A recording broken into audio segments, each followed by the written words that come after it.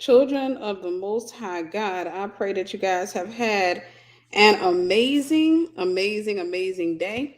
I pray that your day is as beautiful and as blessed as you are. I hope that's a good thing. I know that I'm doing a pop up. I actually did not come out on Wednesday. And I do want to apologize. Typically, I do a lesson on Wednesday nights, and I thought about that. I had to do an amazing session, scribe session with one of my brothers in Christ, Brother Devin Watkins. It was amazing. And I started thinking about the fact, oh my gosh, I forgot I didn't do anything on Wednesday. And this is just small talk as you guys begin to come into the room, as you load in, as you trickle in, no matter what. This particular week, I had an appointment every single day this week. I had an appointment every single day this week. I feel like I was like, you know what? I think I'm a little bit peopled out. Nevertheless, I bless God. I had an appointment every single day this week, starting from Tuesday. What did I have Tuesday? Oh, I had my class. I had my Esther Prep University class on Tuesday. Come Wednesday, I had an uninstall appointment for my hair. And the girl that was supposed to come out ended up having a car wreck on the way out. And I had to find somebody else because I had an appointment on Saturday, which is today, earlier, for the other girl to do my hair. So I needed to do my appointment. So I had to find somebody on Craigslist on Saturday. And I found a lady on Craigslist. She came out and it took 10 hours to get that hair out of my head. I'm just giving you small talk, guys. 10 hours, 10 whole hours. Y'all don't know what we be going through over here. But I had set that appointment up 2 weeks ago. Long story short, then there was Wednesday. What? No, Wednesday is the uninstall.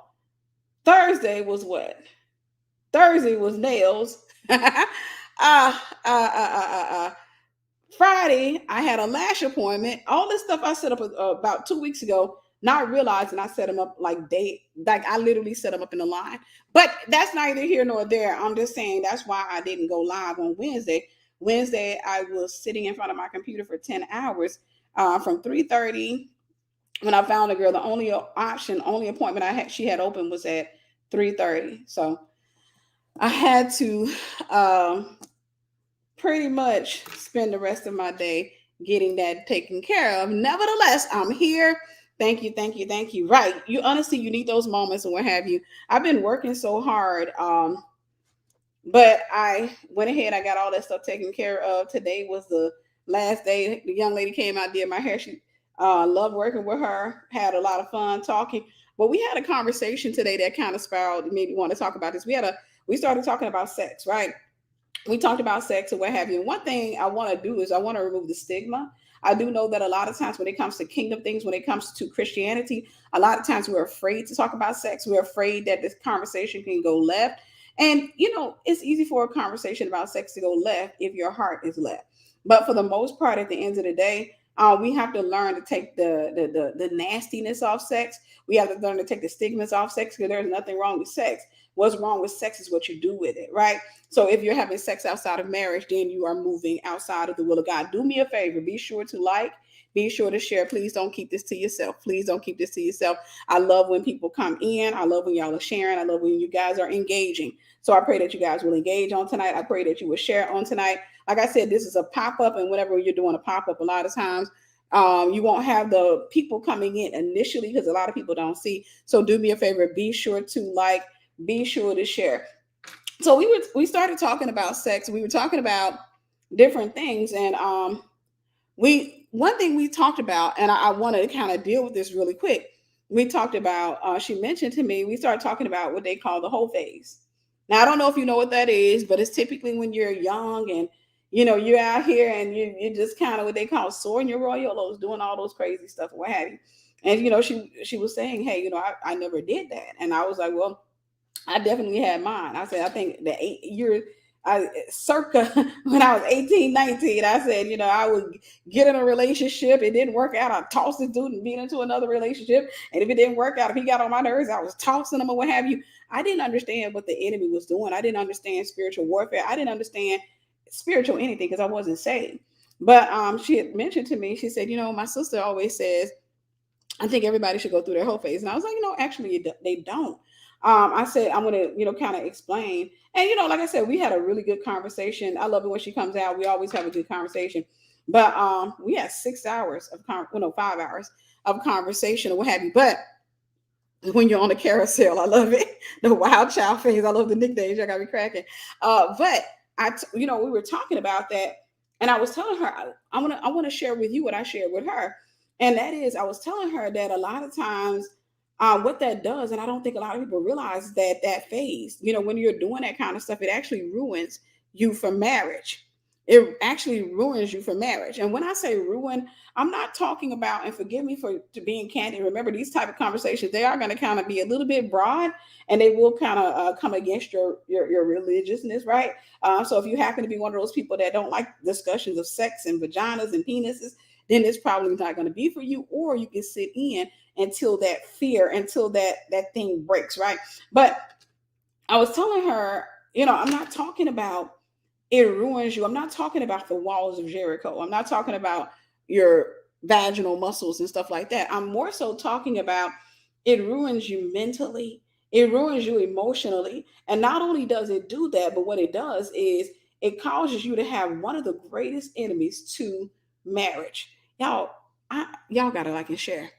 You got to like and share. You have to like and share. I need you to engage. If you have not subscribed to this channel, be sure to subscribe.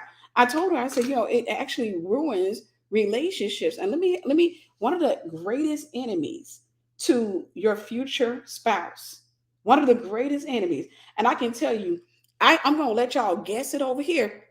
I can tell you when not a single person will guess the greatest enemy to your marriage, to your future spouse. I'm talking about one of the greatest enemies. If you can guess it, guess it. I'm going to give you an opportunity to guess it. And I guess we're not going to have that great of a count tonight. It is what it is. I'm still going to preach. But show me if you can guess it. What is the greatest enemies? And I'm talking about sex. Somebody got it already. Illyria, you got it. Experience. A lot of women and men want to be skilled in the bedroom. Experience. But no, you know what? I love it. Your experience. You have experience with all of that stuff. So you have a lot of women that want to learn all of these positions. And if I can be candid with you, I'm going to tell you what I told her. I said, you have all these women that, a lot of times, and not just women and men, they're buying books. They want to learn all these different positions. But those positions, when you're putting them on a person, when you're dealing with a man, for example, men will file you away in their mind as to whether or not they think you're wife material or you're just they will file you get what I'm saying? A man will file you in his mind. He will determine pretty earlier on in a relationship. Now, obviously, you should never have sex outside of marriage. If you do, your relationship with that person can be illegal. You can actually ruin a relationship that God was blessing. God had his hands on it. He'll take his hands off of it if you dedicate it to yourself, your flesh, or the enemy. If you start getting it involved in sex, you can take something you can sit there and be abstinent and you can let God, I'm talking about God can bring a person into your life. It can be beautiful. It can be the season that God said yes. And you can ruin it by not using wisdom.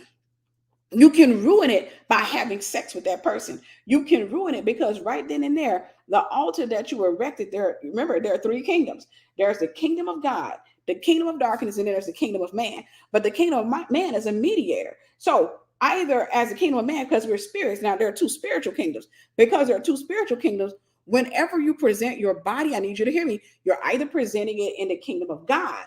What the kingdom of God we said was over here to the right, but you're either presenting it in the kingdom of God in the will of God, meaning God is covering it, or you're outside the will of God. You're outside the will of God. Anything that's outside the will of God, Satan has the deed to it. Anything outside the will of God, Satan has the keys and the deed to it. And so whenever you do, you can take something right and put it on the wrong altar. You can take something right, something God created, and put it on the wrong altar. If you put it on the wrong altar, then Satan has the rights, the keys to that relationship. And you know what he does when he starts having the rights and the keys to it? What he does is he's going to be the one that holds that relationship together, and he'll be the one to pull it apart. And that's one of the things you want to make sure. If you come in contact with the right person, any person you come in contact with, you want to make sure that you're constantly presenting your body to God. This is how you bless. This is how you avoid the narcissist. This is how you avoid getting in a relationship, because narcissists come when you find yourself going into idolatry. You worship your lust, you worship your opinion, your preference, you worship another person. Anytime you get into idolatry, you become a candidate for the narcissist. You become a candidate for the narcissist. And so one of the things that you want to do is you want to make it a point that, okay, and let me say this before we move into this. One of the ways that you make it a point to Sister Olivia, you're awesome. Thank you, sis. God bless you. One of the ways that you make it a point to not give your relationship to the enemy is you have to use wisdom. Please hear me when I say this. You are wrapped in flesh. If you sit there and think that you're so holy, you've been in church for so long, and you love the Lord so much that I can, you know what, I can invite the man into my house and we're just going to have a little bit of tea and watch some television. You are leaning to your own understanding, which is what the Bible tells you not to do. You're wrapped in flesh. The Bible says refrain from even the appearance of evil. So one of the things that you want to do is you want to sit back and say, I can't let this man in my house. And I'm not going to his house. We're not going to be alone. We're going to be in public places because we are intentional.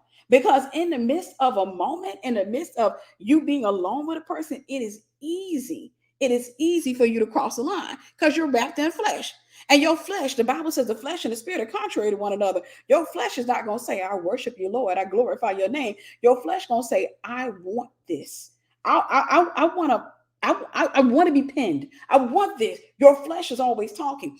Another thing, foolishness, and we're just kind of getting it. But foolishness is when you sit back, you add an extra layer of foolishness on when you're going alone and you're allowing yourself to be alone with somebody, and then you're kissing on them. And you're kissing on them. You in your house. You in your house, tonguing this dude down. And you don't think you're going to get aroused? You're in your house swapping saliva with this person. And that's foreplay. Why heat up the oven? Y'all have heard me say it before. Why heat up the oven if you don't plan to put anything in it? Why would you heat up the oven if you don't plan to put anything in it? If I want to remain abstinent, if I want to stay in the will of God as it relates to my body, if I don't want to take my body off God's altar, if I want to stay, I got to use wisdom. I got to use wisdom. So wisdom says, Tiffany, you're wrapped in flesh. Wisdom says, Tiffany, kissing is a little bit too much. You're super sensitive, right? So don't be kissing on nobody you ain't married to. Because Tiffany, you know, when you start kissing, you know what's going to happen? That flesh will start rising up. That flesh started rising up. And I don't know about y'all, but as a female, women, women, I've been in the world. I wasn't always saved. Women, we know how to take a moment where you're trying to keep it holy and you're kissing. We know how to turn it over to a lust-filled moment. Women know how to touch you. To the guys, they know where to touch you. They ain't got to go low. They know where to touch you. Women know what to do. There are certain things you can do to a man to make him feel safe. There are certain women know that. If they got any experience, they know that. And so that's one of the things that you want to avoid, because most of us are addicted, or we've dealt with addiction to oxytocin, dopamine, and serotonin. And when you've dealt with those addictions before, you need to hear me when I say this. A lot of times that stuff feels really good. Cloud nine is what we call it, but it's really just your drug of choice. That stuff feels good to go on cloud nine. This is why people who live on cloud nine, or people who I won't even say live on cloud nine, because you really can't live there. Typically they make their beds on cloud nine. They get into a relationship. All of their relationships go past the speed limit, right? They get into a relationship. It's all this love bombing. I'm in love with you. I can't stop thinking about you. Touch, kissing, touching hands, and falling in love when it's not really love, because you don't know the person to love them. And then going up on cloud nine, making your bed there and pinning each other down. That's why their relationships don't work. People, they got habits of getting into marriages like that. Every relationship they build, they go up too fast. They run past the speed limit of love and find themselves in lust and obsession. And they don't get to know, they don't build a solid enough foundation with the person for their relationship to stand the test of time. So they sitting there swapping saliva with the person. They're sitting there always love bombing the person, never really truly getting to know the person, letting the person get to know them. Consequently, they deal with heavy insecurity in the relationship. Why? Because they got so much to hide. I got a lot to give y'all. They got so much to hide, and they're so afraid of you getting to know them, their insecurities, the mistakes they made in life. They're so afraid that they got to keep tonguing you up to cloud nine. They got to keep love bombing you to cloud nine, and your relationship begins to fail and to falter. The more you find yourself talking kingdom things with them, when you start talking and you start kind of moving into intimacy with them, and sex is not necessarily the highest level of intimacy. Conversation is when you start opening up your heart. First and foremost, God said, guard your heart, for out of it pours the issues of life. Just because you dating him don't mean he's supposed to have your heart. Just because you dating her don't mean you're supposed to open your heart to him. You're supposed to take your time and talk to the person and get to know the person, right? To decide whether or not this is somebody you're safe enough, to open up your heart to. And then after that, you open up your heart slowly but surely to see how much that person can handle. You open up slowly but surely. You don't come all out and be like, I went through this and I went through that. This is my insecurity. This is what I want. You don't go through that. You open up slowly but surely. Because if you move past the speed limit, you will start dealing with this high feeling. And the high feeling is what we call in love. That's not love. You're going to think you love the person because you're high as a kite. You're going to think that you love the person because you're high as a kite.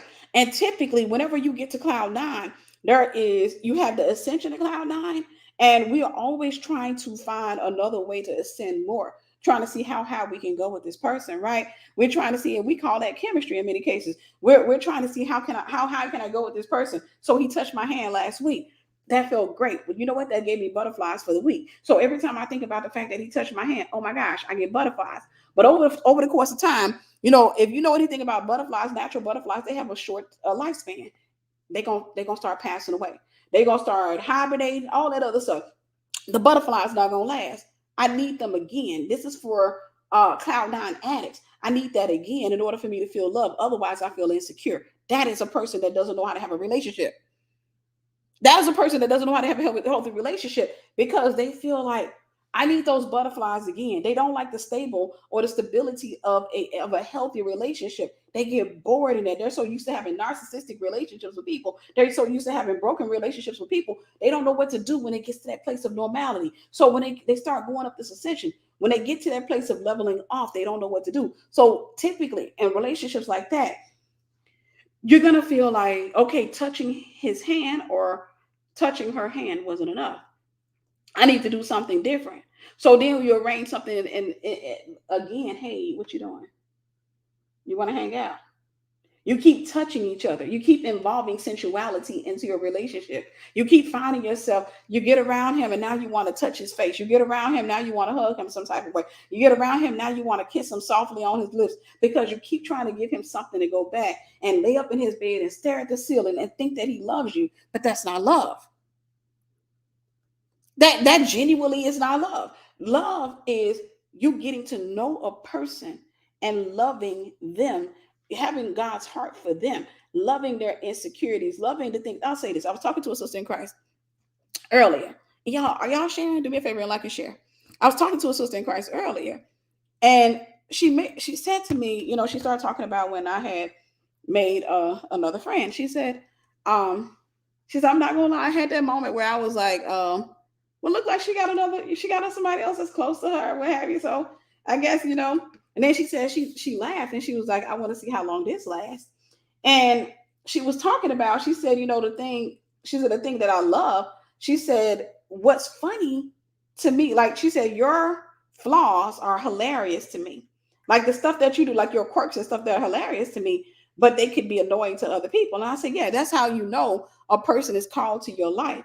Is that whenever you can get around a person and their quirks. And I told her, I said, for example, I said, when it comes down to the people in my life, I said, when I was telling her, I said, for example, I said, I can even look at my leaders. I said, if they got a quirk, I said, like my apostle, I said, he ain't gonna text you back for a long time. Or well, you text you probably. I said, I find that funny. It doesn't offend me. That kind of stuff I find funny. And the reason I find it funny because that's a quirk, but that's a quirk that I have as well. That's a quirk that I have as well. So I was telling her, I said, that's the thing. I said, whenever you're called to people, what annoys other people doesn't annoy you. When you're called to people, you can sit back and somebody like, I text the apostle and I'm like, you gonna text him again. You gonna text him again, and you find it funny. You gonna text him again. He gets so busy, he's excited, he's wired up, he's hyper. He gonna be moving in this direction, right? You're gonna have to text again, or what have you. I'm saying that to say those type of things, and this is what you want to wait on. Y'all got to hear me. This is why y'all be getting in these relationships, and you find yourself sitting at the table with the guy, and he looking at you. Why you chew like that? He despises you. Why you chew like that? Chew like what? You making them smacking sound. You always making that smacking sound. And that vein on the left side of your head, it just moved real funny. I can't sit at the table with you because you didn't get a chance to let him get to know you. To get to know you. For me, for example, I used to complain. And I don't even want to talk about this. I don't. But I used to complain about my mom. My mom would burp all the time. I find it happening to me a lot. Yeah, I could be on this video and I'm talking and I'm like, what in the world? But somebody that's called to me, somebody that's going to walk with me, in many cases, they'll find that funny, right? But somebody who's not necessarily called to me could get annoyed with me. Can you start? You had a soda. Just, they can get this spot. They can despise. This is what Cloud9 does. It robs you of the opportunity to get to know a person, get to know the person, who they are. It robs you of that opportunity. And so consequently, you find yourself living in the hope of who they are, living in a fantasy of who they are. And then every time you start sobering up, because Cloud9 means to get high, every time you start sobering up, you feel the need to get back high again. You feel the need to do something. So we have to keep doing something because things are starting to get, the flame is dying. The chemistry doesn't seem to be going that well. So now if I'm dating this dude, now I feel the need to text him, text him and say, it's the middle of the night. What's on your mind? But not be direct, because I got to kind of hint around that I really. And he texted me. He said, "You, what you doing?" Nothing. Laying here thinking about you. And you're like, "I'm going to FaceTime you." Okay. A conversation like that can go left easily. Why? Because you got imaginations that you're not casting down. One and two, you're so addicted to that feeling, and you don't like that feeling going out. And I need you to hear me. Relationships that are reliant on that feeling don't work. They start heavy and they end heavy. Relationships that are reliant on that feeling, they don't work because when you're married to a person, you're not going to be on cloud 9 every day. You're not going to be looking at your husband saying, "You're such a beautiful baby to me. I love you so much." You'll be looking at him like, "Hey, you ain't thinking nothing about him." Your mind is on, okay, I got to work on this, I got to work on that. But that's where love comes in. That's where love comes in. He knows you're a workaholic. He knows that you're going to be working on this or what have you. That's where love comes in. You build something together.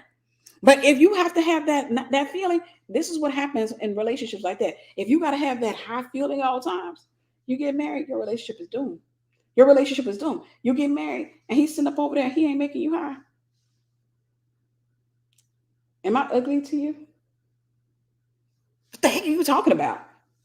Am I getting fat? You don't love me anymore? Why? Because you need that high. Now, I was saying to her, we were talking about, like I said, we were talking about sex. And I told her, I said, those relationships, a lot of those relationships where you have all of this experience has a tendency to destroy relationships because what happens is, one, if you get in a relationship with a person and you're doing all that flipping and moving or what have you, that man ain't sitting there thinking, "Oh, how skilled you are." I said, no, he's like, "Where'd you learn all that? Where'd you learn all that?" And men are just like women in a retrospect where they want to feel safe. They're just like women in that retrospect. They want to have, it doesn't mean they're going to be good men, because even a bad man wants to feel safe in a relationship, right? Even a bad man wants to feel safe. Sister Esther, you're awesome. Thank you, sis. God bless you. Even a bad man everybody wants to feel safe in a relationship. It is hard for a person, a man or a female, to feel safe with somebody who, for example, had you out here acting like you Houdini, the Houdini of sex. And it's hard to feel safe in a relationship like that when you sit up over here and you doing a split on top of the dude. You grabbing the ceiling fan and spinning around and jumping on top of him and dragging him out the bed. It's hard for him to feel safe. Now he'll want to have more sexual encounters with you, but he won't necessarily feel safe enough. And I'm going to say what I said to her. And I pray, y'all. I'm going to tell you what I told her. And we going into PG-13, I think. But I told her, I said, you want to know the reason why all of those positions are a lot of women feel the need to learn a lot of positions. One, you're competing with the last female that he had. The same true with men. You're competing with the people that they've gotten with. And sex was never designed to be like that. It was designed to be within the context of marriage. It is intimacy. And one thing, if you ever had intimacy with God, or you've had continuous sessions of intimacy, which you should have daily with God, you'll notice that what brought in the presence of God yesterday won't necessarily bring in the presence of God today. You'll notice that yesterday you lifted your hands in worship, you praised, and the next thing you know, you went into the presence of God. Tears were flowing down your face. You felt God's presence. You just began to speak in tongues and everything. You didn't care. I'm talking about kids in the next room. It doesn't matter. You go up in there, and then you go back the next day. You play that same song and you try to go in, and you ain't going nowhere, because God is saying, I want you. And I don't like to say it, but I want you to change positions, but not change positions in a way like in sex. He's saying, I don't want that to become religious. I don't want this to become religious. I don't want it to become where you think that you're going to get my presence just because I don't want you to think it's a formula. Like the presence to the formula to my presence is to lift up your hands and sing this same song. Because then you start relying on the song to get you into the presence of God. Sometimes God will say, I want the music gone. I want it just me and you. Sometimes God will say, I don't want you praying to me about you. I want you to intercede. Sometimes God will say, I want you to listen to me. I have something to say to you. These are the different things. In a relationship, is very similar. When you have an intimate, when you're married, when you're supposed to be having sex, when you're married, when you have an intimate relationship, you don't know the need or the demand of that hour when you go into the bedroom. You can't go into the bedroom thinking you're going to do the same thing that you did yesterday. You can't go into the bedroom thinking that, okay, we just going to have this. No, what you have to do is you move in a moment, right? You move in a moment, meaning in that moment, you may not be feeling like, and I'm sorry, we got to get real. We got to get raw. You may not be feeling like missionary. You may not be feeling like, at the end of the day, you have to know, you have to move in the moment. You have to move in the moment. That's where intimacy comes in. If you get caught up and you get married with all of that experience, then what your encounters with your husband become they are the equivalent of religion. It's works based. You know, that religion is all about, okay, it's a formula. God, you're good. We worship you forever. High in it. I say, okay, okay, where's your presence at? And God is like, what was that? What was that? What were you expecting in that moment? Did you think that you were conjuring me up? I'm not dead. Did you think you were conjuring me up? No, God is saying, I want you to come into my presence, and I want you to sit there, and I want you to steward my presence. Not only steward, but I want you to just sit there and feel me out, right? I want you to open your heart. I want you to tell me what you're dealing with, what your fears, what are your insecurities, what are your desires, what do you think of me? How do you identify me, right? How do you identify me? Do you identify me as a good guy? Do you identify? How do you identify me at this moment? What are you going through? God wants to have intimacy with you. He doesn't want to have a relationship with you where you're coming, you're saying, okay, scripture reading for the day, Isaiah 53:5. He was wounded for our transgressions, he was bruised for our iniquities, the chastisement of our peace was upon him, and with his stripes we are healed. Then you play your favorite worship song. And then once you're done playing your favorite worship song, you say, okay, God, I repent for my sins. All of that, that's a formula. That's a formula. Now, don't get me wrong. Formulas or creating patterns are okay, but you don't want to make that thing a habit of yours. You don't want to make that thing the thing that you do all the time, because God is wanting you to change up a little bit. God wants you to come in there and say, you know what, I'm not playing a worship song today. I don't want to play, you know what, because I don't feel that. In this moment, what I feel, I just feel like going into prayer. I just feel like praising him. I don't want the music. I just feel like telling him how good he is. Or in this moment, I feel like crying. I feel like whining. I feel like telling him everything that I'm feeling. What I'm doing is I'm moving with him. Because if I feel that tug, I know what God is doing is he's tugging on that part of me. He's saying, I want that. Don't come in here with this formula. I want that. Don't come in here when you know you're dealing with depression, when you know you're dealing with sadness. Don't come up in here and you over here talking about some, okay. And you trying to hurry up and get past that moment and get no, God is saying, hey, we don't have to move in that in that sync. What I want you to do, why don't you just talk to me? Why don't you unburden yourself first? And then we can talk about it. Then we can get into worship. Then we can get into worship. Why don't you unburden yourself? That's the same thing when it comes to your marriage, when it comes to sexual relationships. You don't come up in there with the same old formula. Okay, when I come up in there, he gonna typically he gonna stand in front of the bed, and I'm just gonna go up to him and kiss him and what have you. And tonight I might push him, I might shove him. That's gonna be as kinky as it gets. I might push him, and then we gonna do our thing. No, because right then and there, you're not allowing that person to be expressive. But I'm gonna tell you what I was talking about, something I said to her. I was telling her, I said, and I'm gonna keep it real with y'all. I'm gonna be real with you. I told her, I said, one, it's a lot of experience, and that's why you have a lot of women that they're shocked after they express all of that experience on a man. After they put all of their experience on a man, and he screams and cries and whines and calls on his mom and suck his thumb, and they think they did something. They're shocked when the man doesn't call them again. They're shocked. Y'all, there are women that they are shocked when a man doesn't call them again, not realizing that one, you should have been having sex outside of marriage. I think we already talked about that, but let's just reiterate, you should have been having sex outside of marriage. But two, what you were doing was showing him that, hey, you're an experienced sister. So he's gonna file you in a file that you don't want to be filed in. He's not gonna file you as somebody I can trust, because again, men want to feel safe. Two, this is where I get myself. I say a lot of those positions are designed. I said because I gotta say it. I said a lot of times when they lock your leg, do all that because you losing your grip.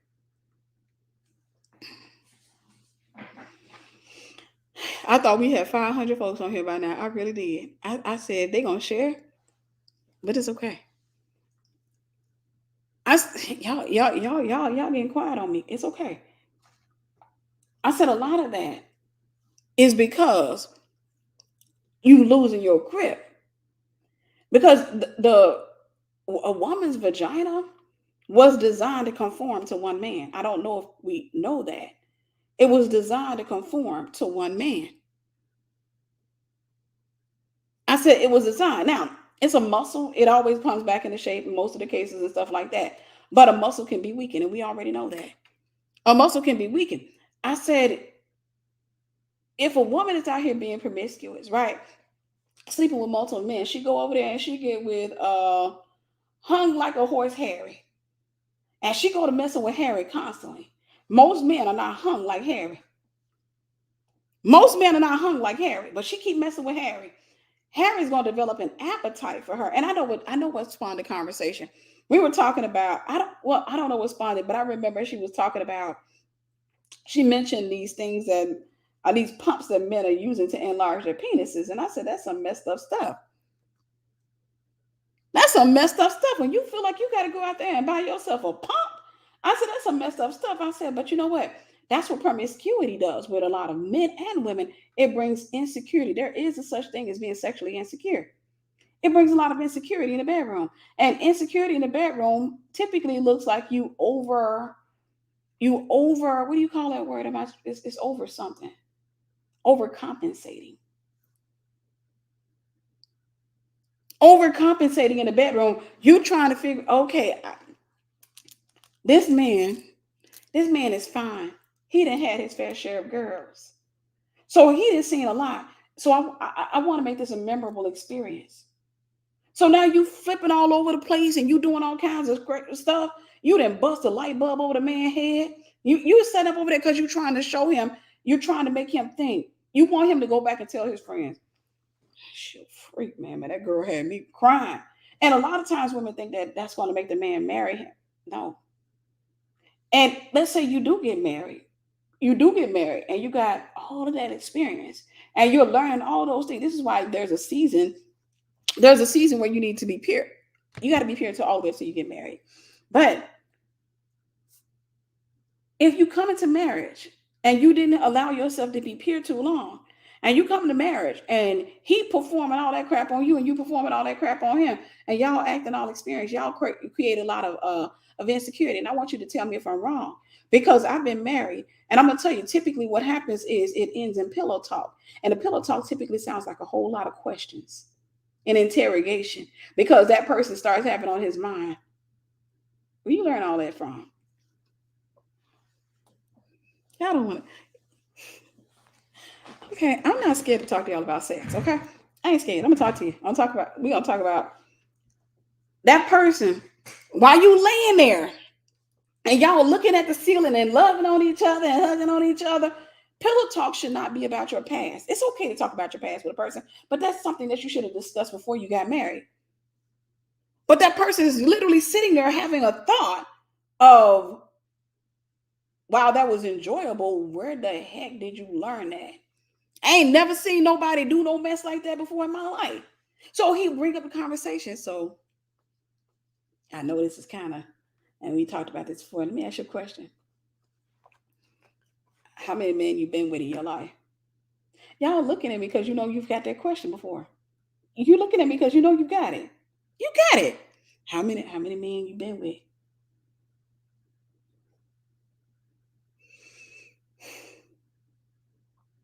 You sure you want to know the truth? 18, 19. I was. Because even though most women, I'll say this, most women do retain their grip. Most women retain that, to an extent. I think most women retain that. But the experience exposes you. The experience exposes you. You find yourself, and now you want to know. So then a question goes into, who was the best man you ever slept with? You know what he's doing? The interrogation process is a funneling process. He's narrowing down to who did you like this? Like, who got you doing all that? Because he wants to see if there's still a soul tie there. Because he's starting to feel insecure. So who knocked it down the hardest? Who did that? You. So I'm talking. No, don't you. Because women, we learn to say you. I ain't gonna fight with you. You. Best love I ever had. You. And he keeps on wrestling through that. So next to me, then. Next to me. I mean, I don't know, because we try to fumble around with that. Because I already see. Next to me. Who would you say next to me was the best man you ever been with? All right, let me ask you like this. Who's the biggest man you ever been with? You. You when somebody lied, they look to the left. You. You. You, boy. You. Talking about. All right, next to me. A woman don't want to say I don't know because it reveals an extensive history. I don't know. Well, that was this guy Jacob, but Jacob, can you kind of show me? This is odd. Like, you're laying here bucky naked. That's weird. You want me to show you? Y'all, can we talk? Can we talk adult? Because, like I said, as a Christian, a lot of times we don't have these conversations. But I'm saying that ruins your relationships. That ruins your future. Because right then and there, insecurity is creeping into your bedroom.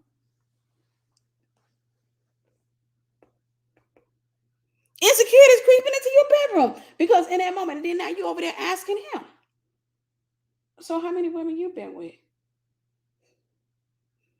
And I don't know if y'all know, men lie. They lie. Just like women lie, men lie. I mean, um, I mean, I don't know. It was my ex girlfriend. We were together 3 years. They tell you the major. They tell you the major runners. Come on, tell me I'm lying. Y'all can't. They'll tell you the major runners. They had five major runners. It's five, eight, five. Those were your major runners. What? How many sneaky links you had? How? Come on. How many one night stands? How many you cheated on? Y'all broke up. You got a string of women that broke up. You ain't gonna tell me all these women did you wrong. Over the course of time, you find out like, bro, you was a thought.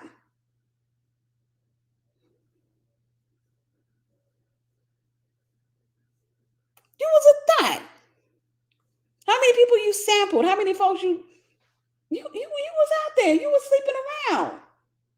It's okay. Be honest about it. Just say I don't know. This is why you want to build a strong foundation in your relationship to say, because if you're not that person anymore, y'all ready? Can I be honest with you? Can I talk to you? Sister Lenora, you're awesome. Thank you, sis. God bless you. If you're not that person anymore, you shouldn't be ashamed to say, I was out there at some point. You shouldn't be sitting up there like, why? Now, in the beginning of a relationship, obviously you're not gonna go out here, I just met you. Why are we talking about sex? But if things start talking, y'all, and he says, I'm really feeling you, but body count, dude, I was a hoe. I was out there. However you want to decorate it. You wanted to go get away, I was a hoe. It's a thought. If you want to be bougie, I was promiscuous. And from what I hear about you, you're gonna tell me the truth about you. You want to make sure that you're building truthfulness you want truth to be interwoven into your marriage. You want truth to be in your marriage, right? That way he has a conscious choice. I don't think I want to be with somebody like that. And that's fine. If he decides that your history disqualifies you, then that's okay. That's okay.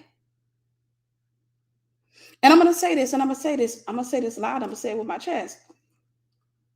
One, we've established you don't supposed to have sex outside of marriage, but you got to hear me when I say this.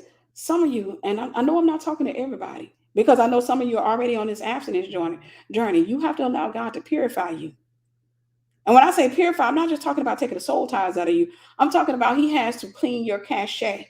He has to clean your history. So whenever you do get married, you go in as a virgin and not as a freak. I remember when I did Tyrone. He used to love when just got up in that Adam's apple real good. You grab it right in that Adam's apple. He used to love that. Grab that apple and choke until he's about to pass out. That was his thing. Slap him 3 times. Then you get married and your husband thought you were a nice little angel, sweet baby girl and all that. And next thing you know, you stand in the bedroom for the first time. You were abstinent. You did it the right way. You stand in the bedroom for the first time. And the next thing you know, you turn into a whole dude on the dude. And he like, I wasn't expecting that. That's not something that's going to be that I want to free you from what Hollywood taught you. That's not going to be a highlight real moment for you. I don't want you to think that he's going to come out of that bedroom and say, dang, I wasn't expecting all that. I don't want you to think that he's going to go into that bedroom and come out of there like, I'm glad I married you. No, he's going to come out of that bedroom like, same for you. Same for you. Y'all got to hear me. Guys, it's not just limited to women. I don't know. I think because how society has promoted the idea that promiscuity is okay with men, that's a lie. As a woman, we don't we're not comfortable with the fact that we're out there. If you were free with your body, it's scary, especially when you start learning spiritual things. When you start learning what happens to a man's soul and a woman's soul when they're involving themselves in sex with another person, Like you are literally giving up away pieces of yourself. This is why you have to have Jesus to make you whole, to bring back all those pieces of you. When you literally go into, I'm talking about go into, just start studying what you're doing. This is the reason why you deal with double-mindedness. This is the reason why you deal with fear and insecurity, is because your soul is broken up in all these places. This is the reason why you have a tendency to be attracted to certain types of people. This is the reason why you won't go after a woman that you really like. You will only go after a woman that you feel that you're ready to settle for her, because you feel like she wouldn't leave me. She wouldn't leave me. It's because there are pieces of you that are scattered out. And when you're scattering pieces of yourself, when you're losing, your soul is comprised of your mind, will, and emotions. You are sending out pieces of your mind. You're slowly losing your mind. We'll call it like that. Not just talking to guys, I'm talking to women. You're slowly losing your mind every time you give a piece of yourself away. This is why there has to be a process of restoration. This is why there has to be a process of restoration. And you don't get to determine how long that process is. I don't know who needs to hear that. You don't get to determine how long that process is. You don't get to determine that. You don't get to sit there and say, well, I'm going to do abstinence for a year. Because if you put that in your mind, you're not truly abstinent. You're just trying to manipulate God. Sister Danielle, I love me some you. I love, love, love you. Thank you, sis. You're awesome. You don't get to determine it. I've been single and abstinent 8 years. It'll be 9 years around February or March. 9 years.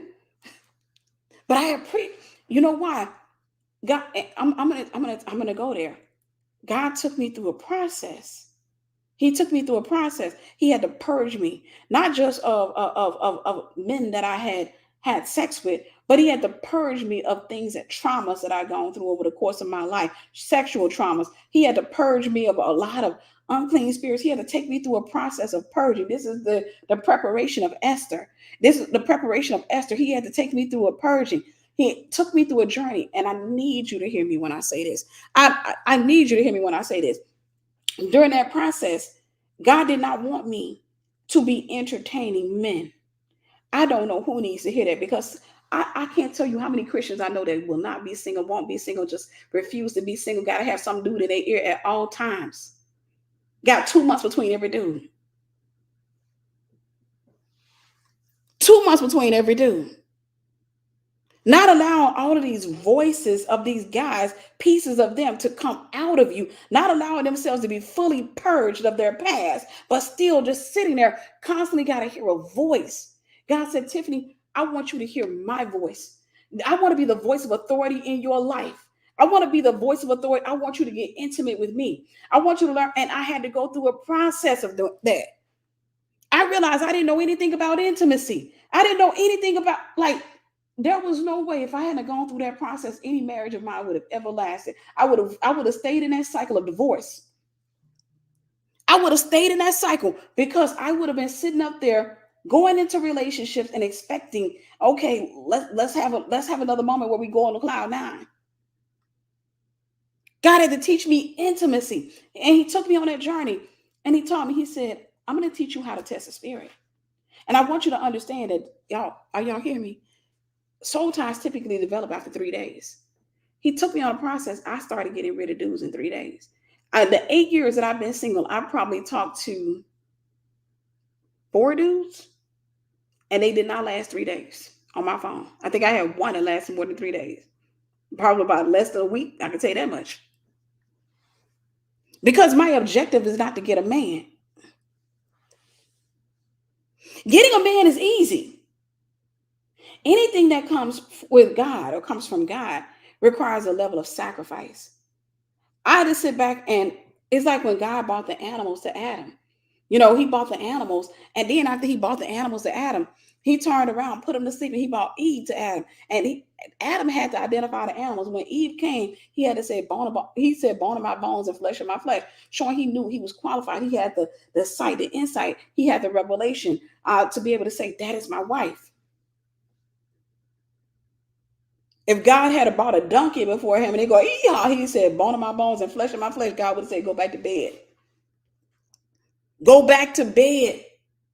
Because that's what happens. This is why you have so many traumatized men and women out there, is because they keep getting into relationships, going on cloud nine and identifying, that's my boo, that's my wife. Stop giving folks labels too fast. I don't know who the heck you are right now. I know you like me and I like you. That's it. That's all I know. Are you going to be my husband? I don't know. I don't go into relationships imagining a man.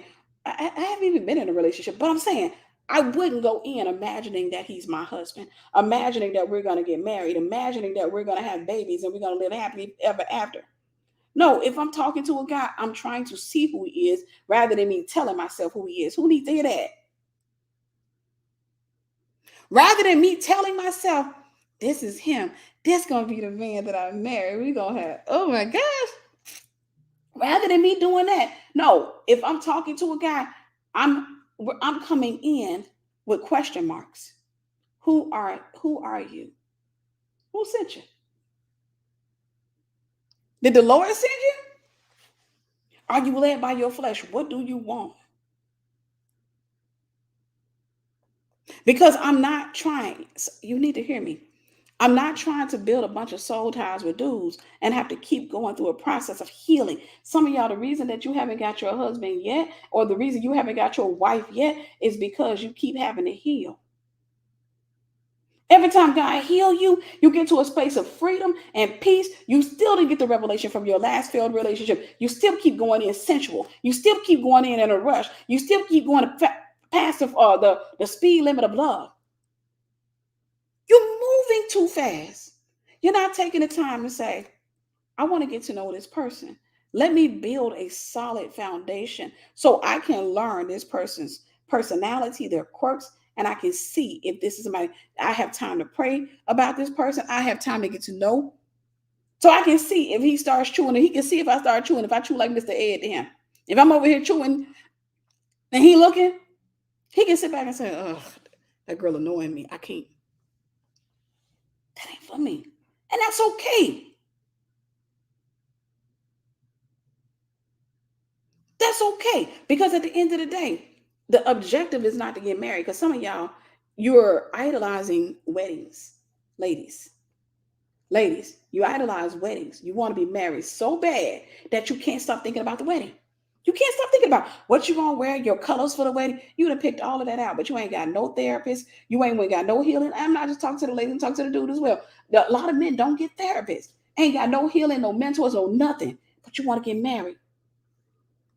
You want to bring in all that trauma, all of that fear, all of them insecurities, all them layers of rejection, and you want to bring that into a marriage. And all of that stuff starts culminating over the course of time. Then you want to bring that crap into a bedroom.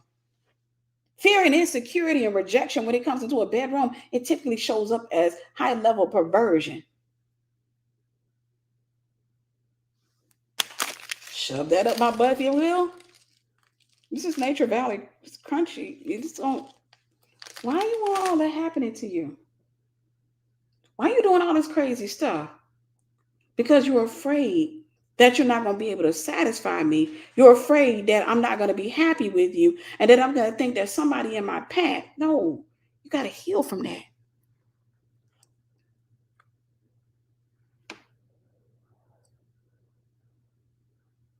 You got to heal from that.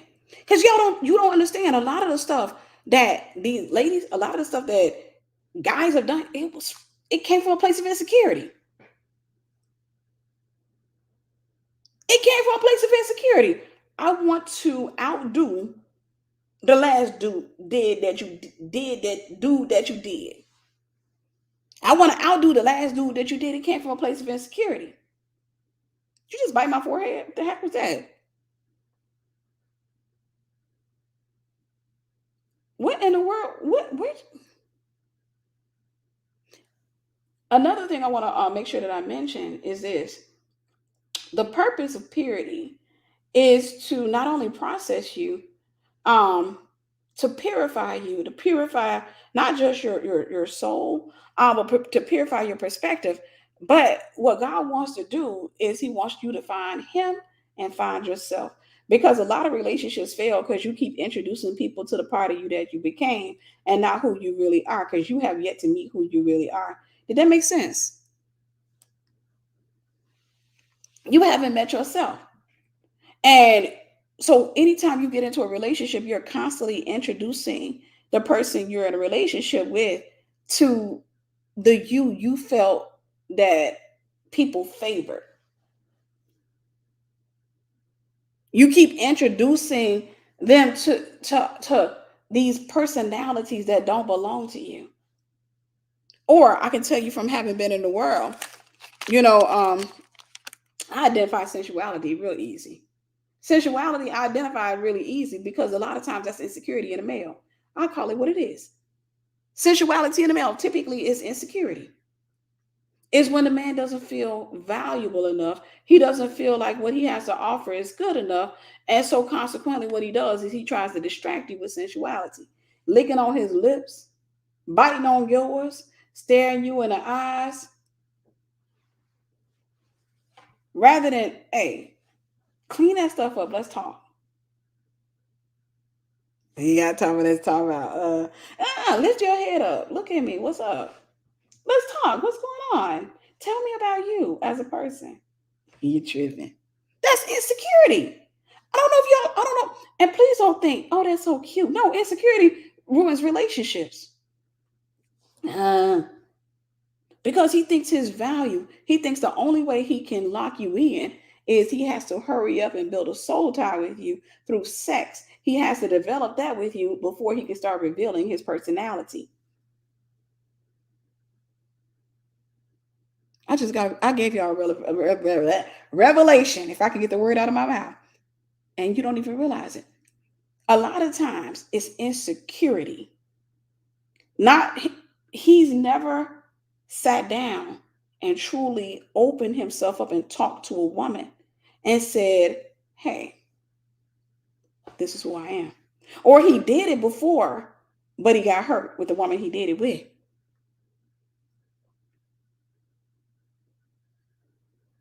He got hurt with the woman he did it with. So now when you come along, that's a wall there. There's a closed door there. But the only thing he wants to do is keep on with the sensuality. Sensuality involves your five senses: seeing, smell, taste, touch, and hearing. Seeing, he tries to make sure he looks good for you. Smell, he want to wear that cologne that you like. Taste, he want to make sure that he feeds you, taking you out on a date. Touch, he want to make sure that he's touching on you. And hearing, he want to say the right words to you. Sensuality, what that does, sensuality takes you to cloud nine. But you need substance for a relationship to work. I am giving it to you. You need substance for a relationship to work. Sensuality does not work in relationships. I'm telling you. Because you gotta keep on doing stuff to make, you gotta keep on trying to conjure it back up. It doesn't work if you don't have a foundation, if you don't have a strong foundation, if you don't know how to be secure enough where you can sit there and talk about yourself, where that he can appreciate your quirks and you can appreciate his, your relationship is for nothing. Your relationship is for nothing. If you don't have a strong foundation where he can come home and he can say, hey, I got gas. If everything has to be him looking and trying to put on, that's the reason why he be so cranky, because he got gas and he can't fart. He's scared to fart in front of you. Sorry. He's scared. Because y'all still trying to keep up appearances. You still trying to keep up appearances. You still trying to get around him. And now you over there. Y'all, can I tell y'all a funny story? Y'all want to hear a funny story? I was outside the will of God.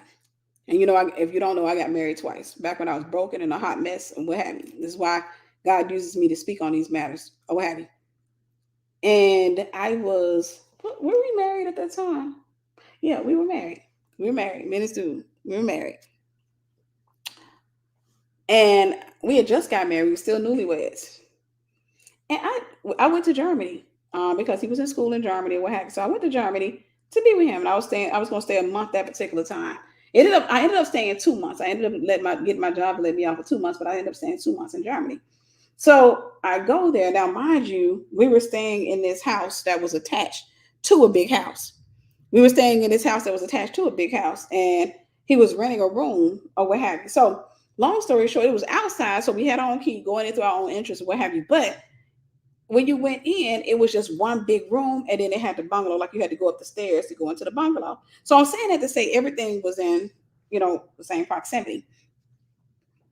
One day, I'm lactose intolerant, but not highly. Like I'm not heavily. I can eat cheese without it doing anything to me, but if I drink milk, it's a wrap.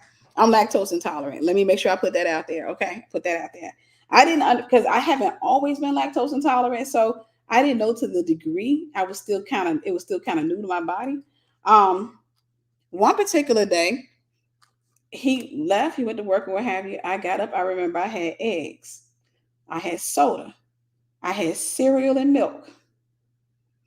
It's a cereal. It was a milk and a soda. I don't remember what else I had.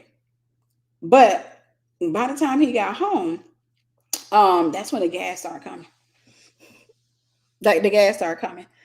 We still newlyweds. I didn't want to do that in front of him. I didn't want to fart. I just did. I didn't. I didn't. You just. I was like, So we still keeping it cute, right? Or at least I was. Anyhow, so I'm sitting there.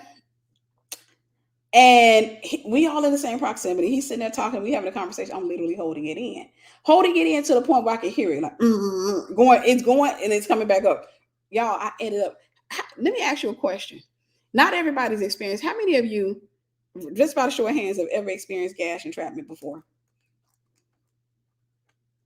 I ain't trying to be cute on here because. How many of you ever experienced gas entrapment before, where it gets in your chest? I'm talking. I feel like you're having a heart attack. Feel like you dying. Okay, thank you. Thank you for those. Thank you for the honesty. It happened to me because I wouldn't let it out. It built up in my system and it started getting all up in my chest. And it got to the point where it was so painful I couldn't move. I started crying. He was like, he said, you want me to call the paramedics? I was like, no, I forgot what he called them. You want me to call the medics? I was like, no, because I'm in a foreign country and I don't speak their language and what have you. Even though he spoke the language, I was just like, oh, oh, y'all, let me tell you what delivered me. That cute stuff don't work. You get that crap out the way. Listen, fart while you're dating, okay? But what ended up happening was I remember for 3 days I had made. I'm talking about 3 days. I pretty much cried for 3 days. Every time when I laid on the bed, I felt all right. When I lifted up, it was in my. I couldn't. I was in pain. I was in pain, and I was thinking to myself, "This was a bad mistake. This was a bad mistake. This dude." I don't know if it was the first day or the second day, but I remember he went up. Now downstairs, I heard him fart a couple of times. He went up in the bungalow. It's right above my head. I'm downstairs typing. He went up in the bungalow. This dude lift up his leg. I say, just let it out. Oh, let her rip. Didn't feel an ounce of shame. I remember that because I looked. I said, Negro, I'm over here trying to keep it cute, and he is free. I said, never again. Now, it's a funny story. I said, never again. Once this thing, I'm letting loose. I'm not going to kill myself. I'm a human being wrapped in a body. He up there, I'm talking about, he had major gas that day too. Every time that leg kept coming up, he said, excuse me. He had the accent. Excuse me. Excuse me. I'm down there feeling 3 shades of crazy. Y'all, when it finally started coming down, funny story, when it finally started coming down, and I was like, forget it, I'm letting it out. You know what he told me? Where my African brothers and sisters? Because I want to know if this, I don't know, because he was from Cameroon, all right? But me and my sister in Christ was talking, she was from Cameroon, we were talking about, no, we weren't talking about that, we were talking about how a lot of foreign men, I told us American men as well, they don't like you to have a history with men. Like they'll much rather believe that you were a virgin. I told her, I said, I was married to him. He would say, nope, you are a virgin. Nope. First time, I already know. I know a virgin. You are a virgin. I'm like, hey, hallelujah. Praise the Lord. But let me tell you what happened. I sat there. Once I started letting gas out, This dude who had been ripping all night, walking around the house farting, he said, you know what he said to me? Where my African brothers and sisters at? Y'all ain't on here. Okay, let me tell you what this man said to me. I've never heard a woman fart before.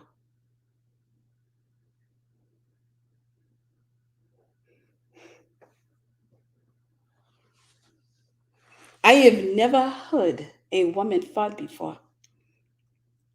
Women, the women in your country, African women, they will never fart in front of you.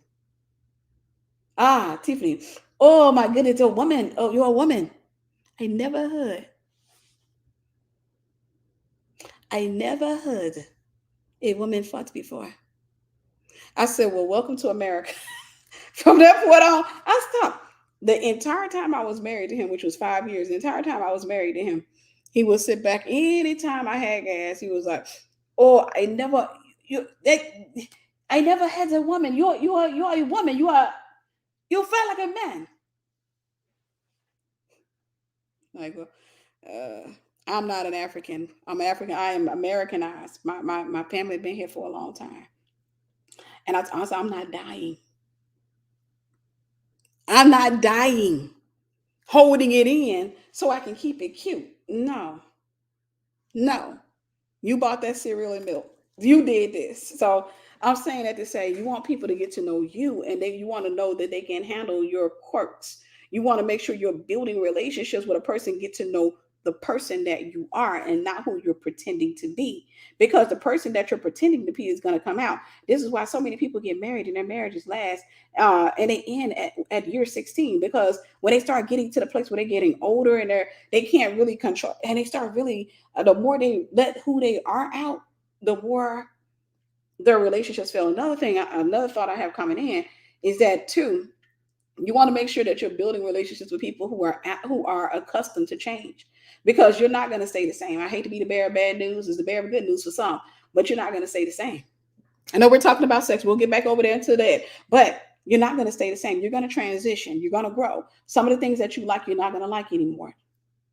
Some of the things that, because it's the same thing with God. You can end a season with God. God can say, I will no longer meet you in that place anymore. I need you to go higher. I need you to go deeper. I need you to spend more time with me. I need you to go deeper in your Bible study. That's why you're going to sleep when you're reading your Bible, because I'm no longer meeting you in that space anymore. It's not that you need deliverance in every case. Sometimes God is just saying, I'm not meeting you there anymore. You're becoming religious, and I don't like that. I want a relationship. I want intimacy. I want intimacy. I need you to go deeper in your study. I need you to spend more time in my presence. I'm not meeting you in there anymore. That's the reason why when you start praising God, you start falling asleep. Now, it could be a deliverance issue too, but you falling asleep because God's saying, I'm not meeting you there anymore. Getting on your knees and praying, and now you falling asleep. God is saying, I'm not meeting you there anymore. I don't want you to think that that's how you get into my presence, is that you have to get on your knees and lean on your bed. That's why I'm allowing you to go to sleep. I want you to get up and I want you to walk through your house, and I just want you to call on my name. I want you to pray. I want you to praise me. I want you to worship me. I want you to come into my presence. I want you to anoint your home, anoint your children. God is saying, I don't want to meet you there anymore. I want to meet you in a different place. I'm not meeting you there anymore. What I'm doing is I'm taking you deeper. So what you asked for. How many times you've asked for something and then God gave it to you and you complain? You whine. He said, I'm not meeting you anywhere. I'm not meeting you there anymore. So I'm saying that to say, you want to make sure that before you get into a relationship, you're with somebody that can handle the fact that you're not going to be the same person. That can handle the fact that you're going to shift. You're going to change. You're going to mature. You're going to develop. There are certain parts of you that are going to die. This is the reason why. Y'all ready? This is the reason why you don't allow a person to connect to your flesh. Because when people connect to you in an area of your flesh, typically they're going to connect to a trauma or a void. And that's the reason why what they do is they become the equivalent of scabs. And whenever you heal, they fall away. Whenever you heal. So if I'm going to get in a relationship with a dude that's traumatized, I may be a scab. The reason what's attracting me or him to me could be his wounds. He mess around and heal. He mess around and heal. He may not look at me the same. See, the healed version of you won't want the same dude that you got with the broken version of you wanted. Same thing for men. Brothers, the healed version of you may not want the same female. The healed version of you may go get with a woman while you're broken, get in a relationship with her because you didn't want to do the work of healing. You just wanted to silence the sound of your pain. You wanted to find somebody to come and be a band-aid on that pain. You got with her, she became a band-aid, you messed around and healed, and the next thing you know, y'all couldn't cleave anymore. So you know what? You were out there falling in love with other people, found yourself in another relationship. You completely eradicate your relationship with her. You go get in a relationship with somebody else, and that person is broken, and they break you down, and they hurt you all over again. Now you're attracted back to your ex. Why? Because your brokenness is attracted to her.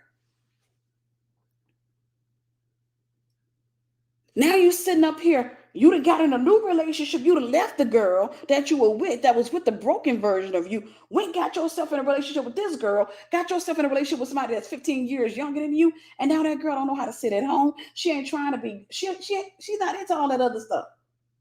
She don't know how to cook. She don't know how to clean. All she want to do is just. She keep talking about her mental health. I need me time, me time, me time. Then she turn around and she leave and she's out there in them streets and you ain't got the same thing you have with the last girl. You don't have the same thing. Then you end up getting broken. You keep on saying, so who is this in your phone? That's my ex. I told you to change your phone number. Oh my God, there you go again. And she break you. And next thing you know, you come out of that relationship, you can't stop thinking about your ex. It's not you that's attracted to your ex, it's your wounds. You're not attracted to your ex. Your wounds are. I know I messed up. And I want to say I'm sorry. I'm sorry for everything I took you through. I promise to be a better man. And you mean that with your chest. But that's the broken version of you making a deal. You mess around, get in a relationship with her again. Now you didn't broke her. So hurt people hurt people. So now she break you. So now your relationship with her starts lasting a little bit longer because y'all both breaking each other.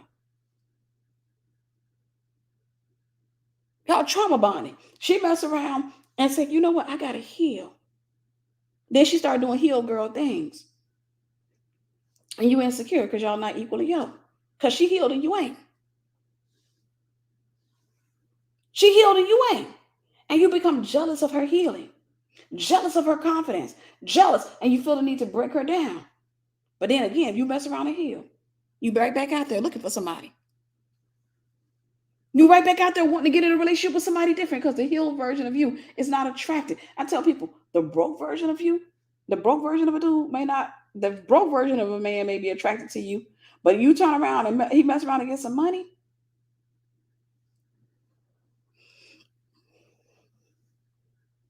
He mess around and get some success because men affiliate a certain looking woman to success, unless he's mature.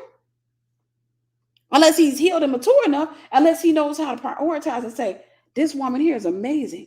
Because some people, they okay, I'll say it this way. If I get a hamburger and french fries, I don't want sweet tea. I don't want water. Water is weird with hamburger and french fries. I associate soda with hamburger and french fries. Period. So if I'm heading to get hamburger and fries, I know I'm getting soda too. I'm going all the way in. It's the same thing. I need you to hear me. Everything is combo-ish. So this guy may attribute you to being you a strong black woman or a strong Latino woman or a strong Caucasian woman. He may sit back and say that in his mind, and he loves that about you, but he may not affiliate that with success. I'm only talking to those of you who are called to success. I ain't talking to those of you who are called to anything else. I'm talking to those of you who are called to success. That man that's attracted to the broke you may not be attracted to the successful you. That female that's attracted to the broke you may not be attracted to the successful you. People can get with you while they're broken and turn around and get to a place of success and they feel like they can do better. Because their options open up. So now he doesn't have to have a high IQ anymore. He's driving a nice car. And now he got women looking at him. And you know what? They look 1,000 times better than you. Snatch waist, pretty face, and they ain't never had to do nothing. They ain't got a BBL in sight.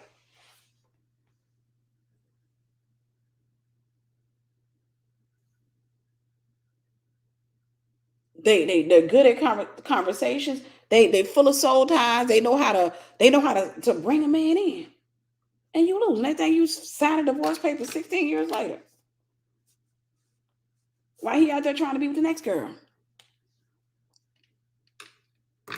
Out there trying to be with the next girl. And like I said, get broken by her.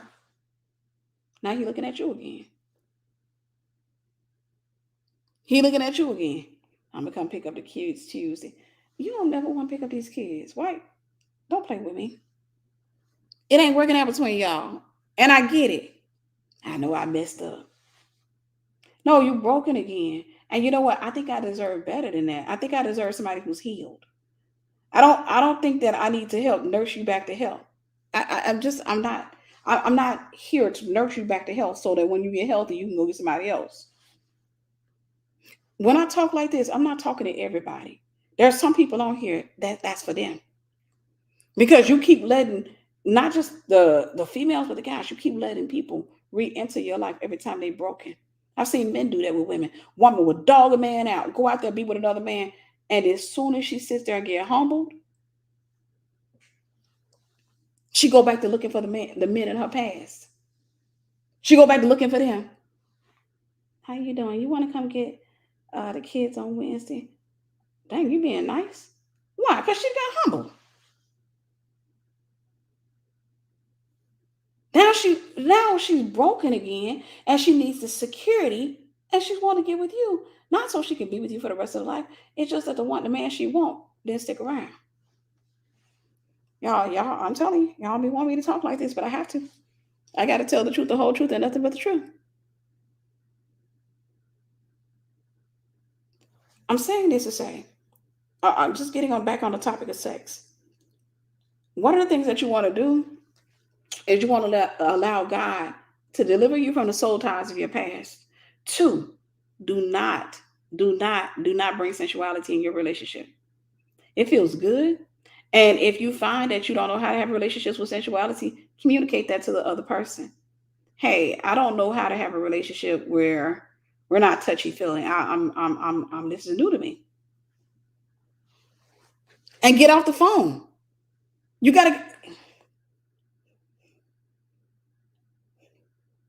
have to understand that if you lay in your bed, you have to understand if your tone lowers after 9:30 or 10 o'clock, that's the time you need to get out of the phone. Everybody's curfew is not the same. You got to this is intentionality I'm teaching. You have to sit back and say, okay, about 10 o'clock, I start talking out the side of my neck. I really don't care what I say at that time. During that time, I will communicate. I don't talk after that time. Or do it for the other person. He call you up. You're like, hey, what you doing? Nothing. Just in the bed. Why your voice low like that? I'm just laying in the bed. Hey, I tell you what, don't call me when you're in the bed. Because I'm trying to get to know you. I'm trying to get to know the you. I'm trying to get to know the person that you are, the little boy that's in there. I want to get to know him. I want to get to know the teenager, every aspect, every dynamic of you, because that's the only way I can truly love you. Is because I can, when I get to know the person, the insecurities, the flaws, the strengths, that's how I can love you. Nat G, you're awesome. Thank you, sis. God bless you. That's how I can love you. I want to get to know you. I don't want you staring in my eyes and touching on my hands and kissing them. I don't want all that, because what that's going to do is it's going to make me feel like I'm in love with you. It's going to make you feel like you're in love with me. But over the course of time, when the warfare hits, we're going to find out, because I'm going to show you a little bit of something. When warfare hits, what it does is, okay, I can only use this. I'll just give you, Bella, God bless you. God bless you. Thank you. I want to show you how this looks. I'm going to show you. Now, I want you to see the inside of this box. You see, these are lenses that I use to clean my camera, my phone, my glasses, and what have you. See the inside of this box. I want you to see. Now, down here doesn't have as much give as up here, because there's substance down here, but there's no substance. There is no substance up here. This is hollow, so it gives easy. I need you to hear me when I say this. This is how relationships look. Every relationship has its own body. It creates its own body. One of the things that Cloud Nine does is it robs it of all of this. Sister Jennifer, you're awesome. Thank you, sis. God bless you. It robs it of all of this where you're allowing this person to blow you up. I have pictures in my head and I can make it make sense that way. You're just full of air. You're full of air. That's it. You're full of just, it's words. I'm in love with you. I can't stop thinking about you. Yeah, I want to do this. I want to do that. How many kids you want? All y'all doing love bombing each other. Because you're falling in love with the idea of the person. There's no substance. So this right here, this is what cloud nine looks like. The words you're saying are like helium. I want you to imagine this as a balloon. It's like helium. You start floating to cloud nine. Now, there's no substance. So when the weight of warfare comes, or anything can tug your string, because there's no substance. When the weight of warfare comes, you see that? Too much give. But if you take the time out to get to know the person, a little bit of substance here, a little bit of substance there. What are your fears? What do you want? What annoys you? Do you have violent tendencies? Who is your therapist? If you take the time out and you truly get to know the person, you can speak to the person, the different layers of the person, because you're getting to know each layer of the person. I'll tell you something about me. I realized that if you don't try to get to know a layer of me, I'm not going to introduce that layer of me to you. If you're not, well, you want to get to know every layer of that person. Over the course of time, this becomes your anchor. I don't want cloud nine. Cloud nine feels good. I've been on cloud nine plenty of times in my life. I've been there, right? I've been on cloud nine. Yeah. I done consummated my relationship on cloud nine. The whole night I done been there. I done been on cloud nine. And cloud nine typically ends with a crash because there's no weight. There's nothing anchoring you down. Everything can impact you so easily. But if you take the time out and you build in layers and you get to know the person and you allow the person to get to know you, and this is especially true, not even just for ladies, because I think it's different ways. Ladies, you have to let the man get to know you. Not the lash wearing, hi, how you doing? Non-farting. Oh yeah, no. You have to let him get to know you because that's the person that he's going to be married to. Same thing to guys. You have to get past the man code. You do. You got to get past this desire to please your boys, to impress your boys. You got to get past all that. Because if you want greater for yourself, then you got to start robbing yourself of that. Get to know the person. So tell me a little bit more. What are you doing today? Let's go to the park. Let's go walk. Yeah, when we get to the park, we don't need to hold hands. Because I'm trying to get to know you. So let's talk. Let's grab some ice cream. If you're not lactose intolerant. But let's grab some ice cream. You get an ice cream, I get a snow cone. Let's sit there and talk. You want to have substance. You want to have substance. This way, if you have substance in your relationship, you build it, that person can genuinely say, I love her or I love him, because you know that person in layers. We are all multifaceted. You know that person in layers. Your relationship is anchored down. So by the time you get married,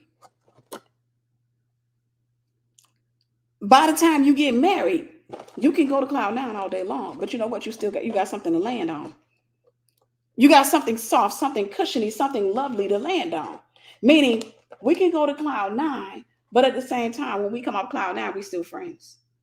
You see that? Because some of you never build a friendship.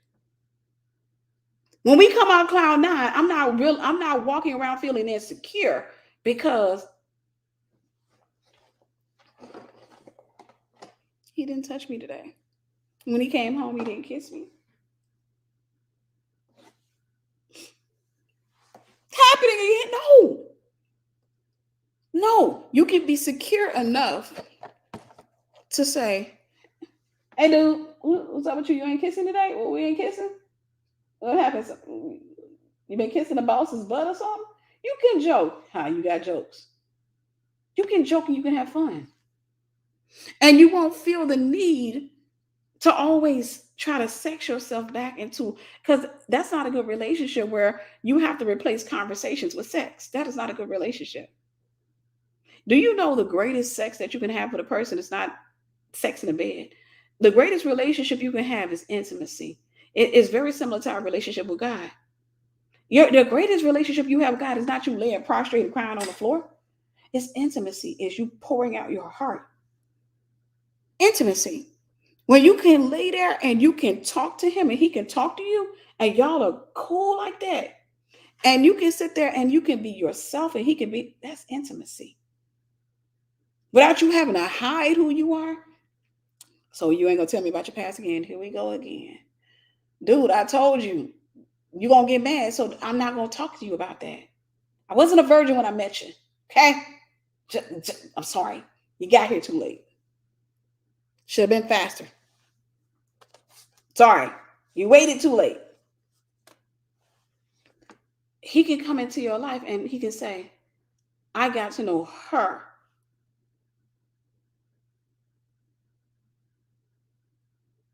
I got to know her.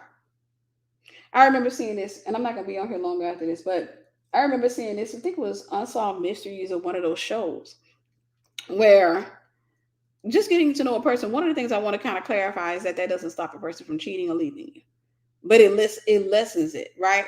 Because one thing about the mistresses, they specialize in sensuality, but they also specialize in false intimacy. But I remember seeing on I think it was like Unsolved Mysteries, this was like 10, 15 years ago. I saw this where this man and his wife, they had been close friends, they were cool. And I don't know if he left his wife. I think he left his wife for another woman. I don't know what happened, but long story short, him and his wife divorced and he married another woman. And his wife, she didn't treat him bad in the midst of that. His former wife, first wife, didn't treat him bad. She didn't dog him out. She didn't try to hurt him or what have you. She didn't try to stop him from seeing the kids and what have you. She just remained there for him. And it got to a space where he realized that his second wife was not only cheating, but that she had got, I think, an insurance policy on it. He realized that she was dangerous.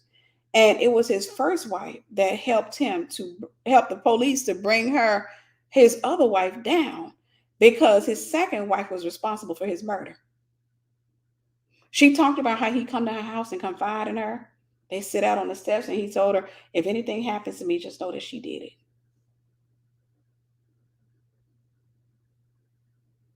You want to build a close relationship where the winds of the world are not pressing up against you, or they're going to press, but you're not bending.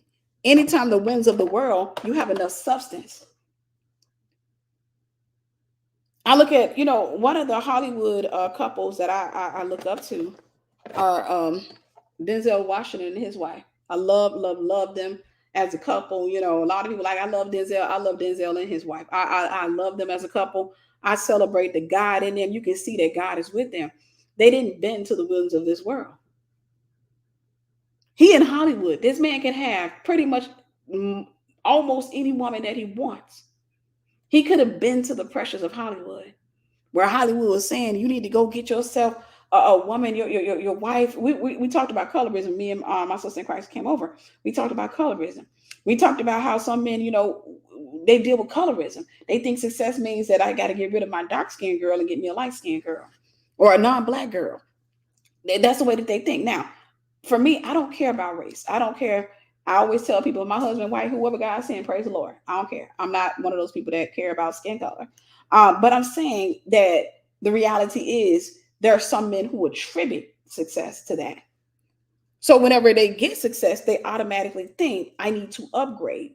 It's time for me to upgrade. I need to upgrade to a really skinny girl. I need to upgrade to a woman who doesn't have a voice. She needs to be for appearances only, right? She because my wife is too opinionated. She's too this, she's too that. I need to have me some girl that stands on my arm, and she's got to look Asian, right? She got to stand there and she got to sit there and smile at the cameras, and or she's got to do all of those things because A lot of people, I don't know why, and I'm going to use a phrase, but a lot of you covet envy, and that's a dangerous thing. Like you want people to be envious of you, and that's dangerous. That's a suicide mission. That's inevitable. If you're going to do anything great or grand in the kingdom, you're going to deal with envious people, but you don't invite it. You don't do stuff to invite your haters. You don't do stuff to invite your haters. So this man, sister, and now he attributes that to success. He will build with one woman and end his story with another one. He will build with one woman and end his story with another one. Simply because he's not mature, he's not healed. He attributes that to success, or he bent to the winds of the world. He bent to the pressures, going to all these parties and being around all these successful people. And that's why guys like that, I ain't gonna say it. Oh yeah, forget I'm gonna say it. That's why they be clocking out of here early. Because you got to hear me when I say this. Your heart needs a cushion outside of your chest. And what I mean by that is you need to be surrounded by people who love you, genuinely love you, not love what you can do for them. That man died surrounded by people who are mad at him and surrounded by a new wife that don't care nothing about him. All she care about is appearances and money. He dies with a woman sitting here that don't love him, don't care nothing about him. He dies. He done got rid of all his friends that try to tell him the truth and surround himself with yes men. He dies surrounded by the wrong folks and got rid of love. No, you want the cushion of love. Because catch this, the cushion of love will go into that hospital and say, you better not pull the plug on him. No, I want a second opinion. No, you a lie. You a lie. I've never heard of Denzel cheating. And that's just rumors that I've never heard. And if he did, yeah, I've never heard of Denzel cheating.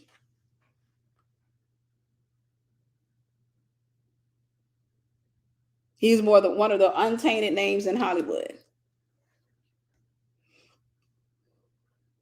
And I'm gonna say something controversial since we went there. I'm gonna say something controversial. Y'all ain't gonna like this. When it comes to cheating, nobody wants a cheating spouse. Period. Okay. No, you don't hear that about him. And a lot of times it's so foreign to us. I think that we've kind of accustomed to assassinating people, but I've never heard anything. But I was married to a man who cheated on me multiple times. And like most women, I put it in my head, I put it in my heart. I would never tolerate a cheating man ever in my whole wild life. That's a no-no for me. That's a no-no for me. That's like a end all of that. When he did, first he lied and all that other stuff, what have you. He tried to make me question my sanity. Like, yeah. But long story short, at the end where it all came out, I found out in a dream. I've told you all that before, but I found out in a dream. And I confronted him. And when I described his mistress, I described her room to him, he hit the floor. He hit the floor. Now, what you don't know what happens behind closed doors in somebody else's house, right? One thing that happened was after all of it came out, I was gone. I checked out. I didn't want to be there. I didn't want to be with him. I was done with him. I was like, if I can't trust you, what's the point? I remember that was the most humble person I saw in that moment. He became the most humble person I ever seen in my whole wild life. I became the most humble person I ever seen. He sat back and he said, Tiffany, I'll do anything to save my marriage. I'll do anything. I'll go to counseling. I'll do anything. I made a mistake. I did this. I did that. He went through all that. I decided not to leave him initially. I decided to stick it out because all of a sudden he was telling me I'm gonna be the man you always saw I could be. I'm gonna go to church with you. I'm gonna stop. I'm gonna do this. I'll do anything. Please, I don't want to lose my marriage. I don't want to lose this. I don't want to lose that. Had he not cheated, we probably would have. If he wouldn't have kept it up, we likely would have still been together. Well, no, I take that back. We probably would because he was abusive as well. But I'm saying if he had got help, he got a healing, we would have moved on. Why am I saying that? I'm saying I don't beat up women for sticking with their men. I don't beat them up. If you stick it out, if he had ever cheated, which I don't think he has, I've never heard of it. But if she stuck with him through it and he stuck with her, they did the work. They did the work because he could have easily got up and said, "I could do. Man, I got women. I got celebrities throwing themselves at me. I got women that look like this throwing themselves at me." Now, am I telling you if you're in a relationship with a man that's cheating on you? No, you got to know how much you can bear. But I'm saying that to say you never know what happens behind closed doors. Now, do I want to cheat man? No, heck to no. I think I'm even more now like no, because I don't think cheaters typically recoup. Like they don't they continue doing the majority of cases. They got to go through high levels and they got to go through high and deep layers of deliverance, and most cheaters are not willing to do that. Most of them just want to recover their relationship or what have you. That's it, but they don't get the help that they need, and then they find themselves back in the same predicament. But I'm saying that to say that you want to build a relationship with the person. Every person, if you're talking to a person, you want to build a relationship, and you don't want to center your relationship. You don't want to center your marriage around sex. You don't want to center your relationship or your marriage around sex. And what I mean by that is you don't want to introduce him to, oh, you can be a freak, you can do this. No, the greatest relationship you can have with a person, hear me when I say this, is one that involves you submitting to God as it relates to that person, submitting your body to God and that person doing the same, and y'all walking with God. You walk with God, you won't have to slap him in the bedroom. You won't have to headbutt him in the bedroom. You walk with God, you won't have to claw. You won't have to be in a sex store buying all types of crazy gadgets. You walk with God, you don't need all that. Because you will know how intimacy is to access certain levels of a person's heart. You will know how to access his heart like that. He'll know how to access yours. Other than that, y'all just gonna have sex. And sex gets boring. Other than that, if you don't, and hear me when I say this, if you don't know how to be intimate with God, you're not gonna know how to be intimate with another person.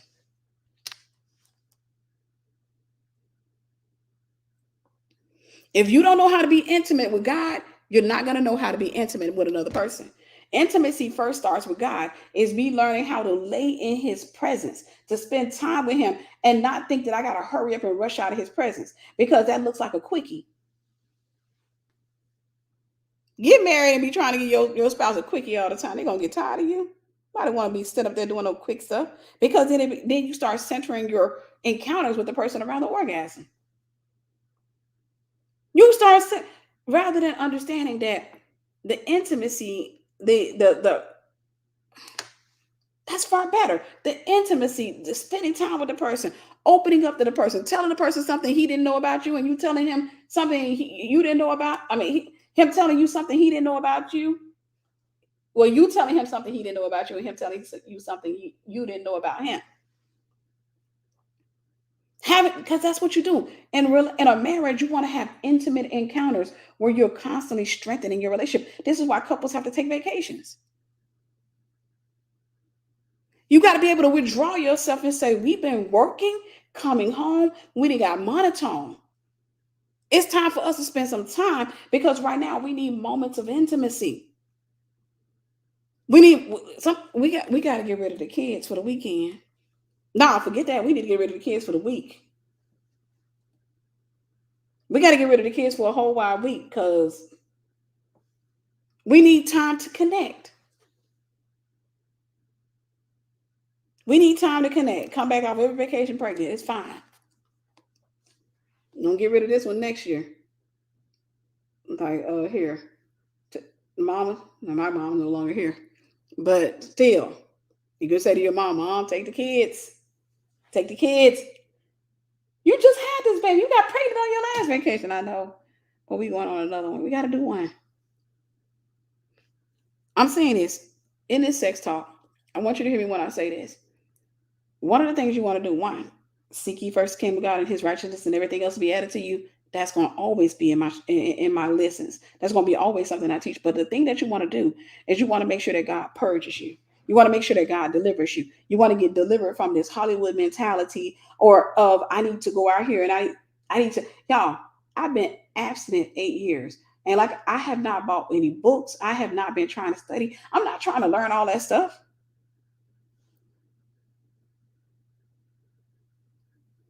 What are they doing now? Because we got a new generation of people, and they probably learn some crazy new stuff. I see they doing crap in music. They didn't try. If they learning how to tattoo eyebrows on your face or install hair in your head in different ways, trust me, they learning new stuff in the bedroom. I'm not out here saying who's it. I want to learn the claw technique. What's the claw technique? They say it's like bear claw. When you grip him, a little bit of roughness. You got to add little fingernails to it.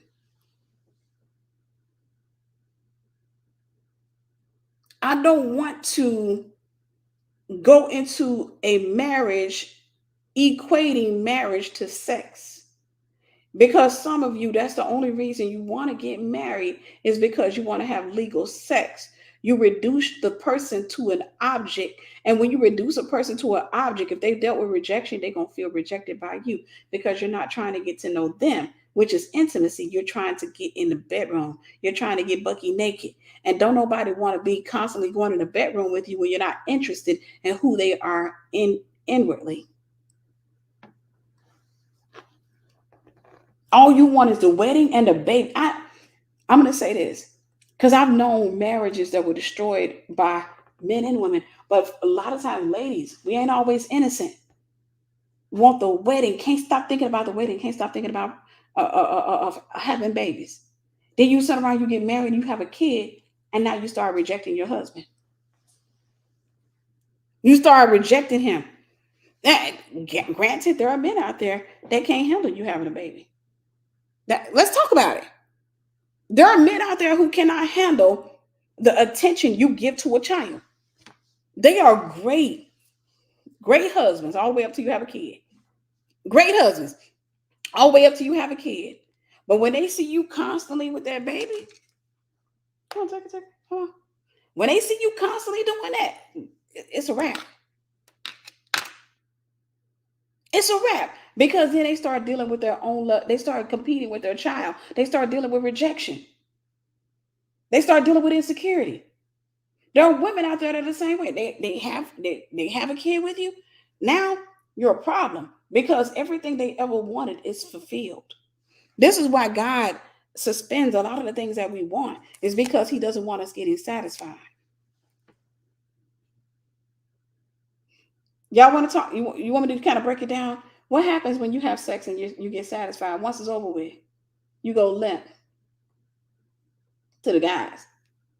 You go to sleep. To the females, you want him to get off of you. That's what happens. That's the same thing when it comes to destiny. That's why God will suspend things from you. He'll hold things over your head because He doesn't want to give you every desire of your heart. And then you go limp on Him. You go to sleep on Him. Sister Suzanne, God bless you. Thank you, sis.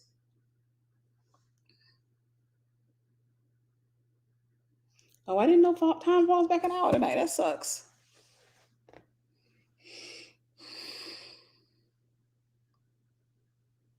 He doesn't want I'm gonna give you a secret. If the greatest and grandest desire of yours is to get married and have kids, you cause a delay on your marriage. Did you know that? If that's the biggest thing in your mind, you cause a delay because God knows the moment you get that, that's it. You're not going to chase him no more. You're not going to go after him that heavy anymore because you're going to go limp. So what God does is He'll hold that stuff until you catch this. He'll hold it until you get something that you want more than that.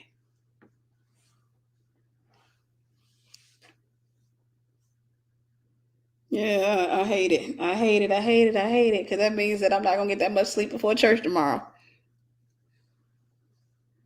He knows that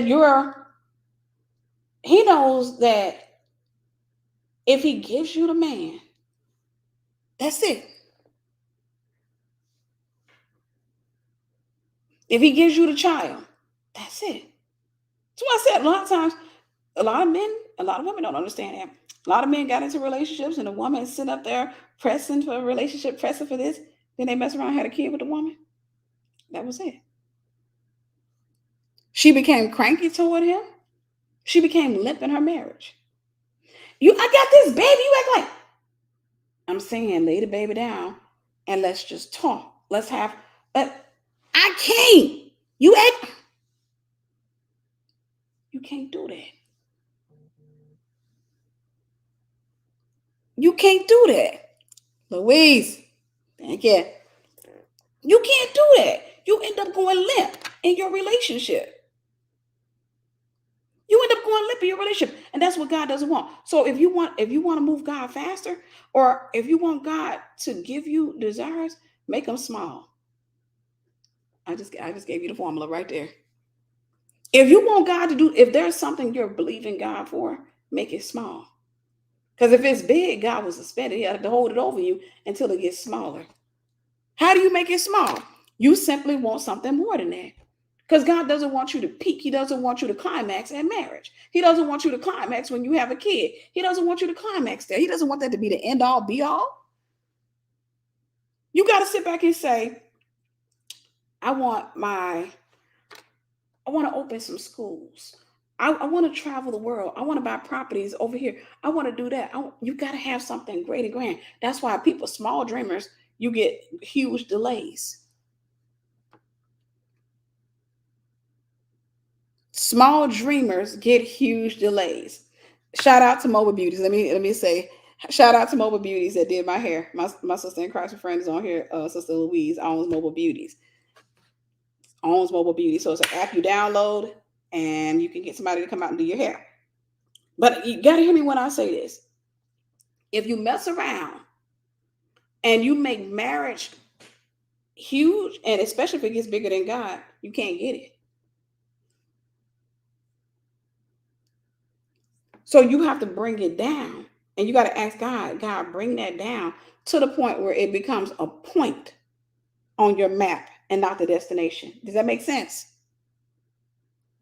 It has to become a point on your map and not the destination. Because the moment it becomes the destination, God has to suspend it and delay you. Because as soon as you get it, you're gonna have your big old O. And you done. So if you sit back and you say, God, you know what? I want to own property, schools. I want to own this. I want to own that. When I'm married, I want me and my husband to own a lot of properties. I want us to travel the world. I want us to cast out devils, heal the sick, and raise the dead. I want to do all these things with you. I want my husband by my side with that. Then what you're doing is saying marriage is a stop off.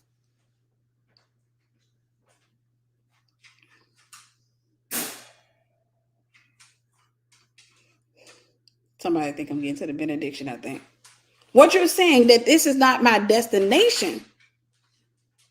This is not my destination. My destination is my purpose. My destination, and matter of fact, you can never get to the things you're praying for unless you start moving in your purpose. Your purpose is the path to your prayer or to the things that you've been praying for. I'm giving you revelation. You gotta know the worth of what you're getting. You gotta know the value of what you're getting. You got to know the value of what you're getting. Your purpose leads to everything you've been asking God for. It's a path. It's a path. It's a journey that you take. It's a path that you're on. When you're on that path, as you're on that path, you're going to pick up things that you've been asking for. You will get those things that you're asking for. But if you pervert your purpose and turn it into you just getting married and you end your road, let me just kind of make it plain to you, and then I'm gonna let y'all go. Let me make it plain to you. Then I'm gonna let y'all go. Okay.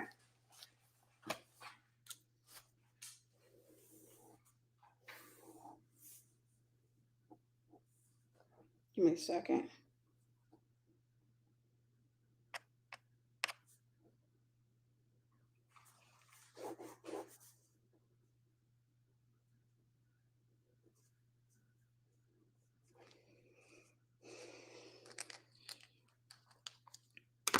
Yeah, Milo's getting impatient now. That means he senses the benediction in the atmosphere. That that's weird when your dog is able to sense. But I want to show you something. Give me a second. I didn't do this.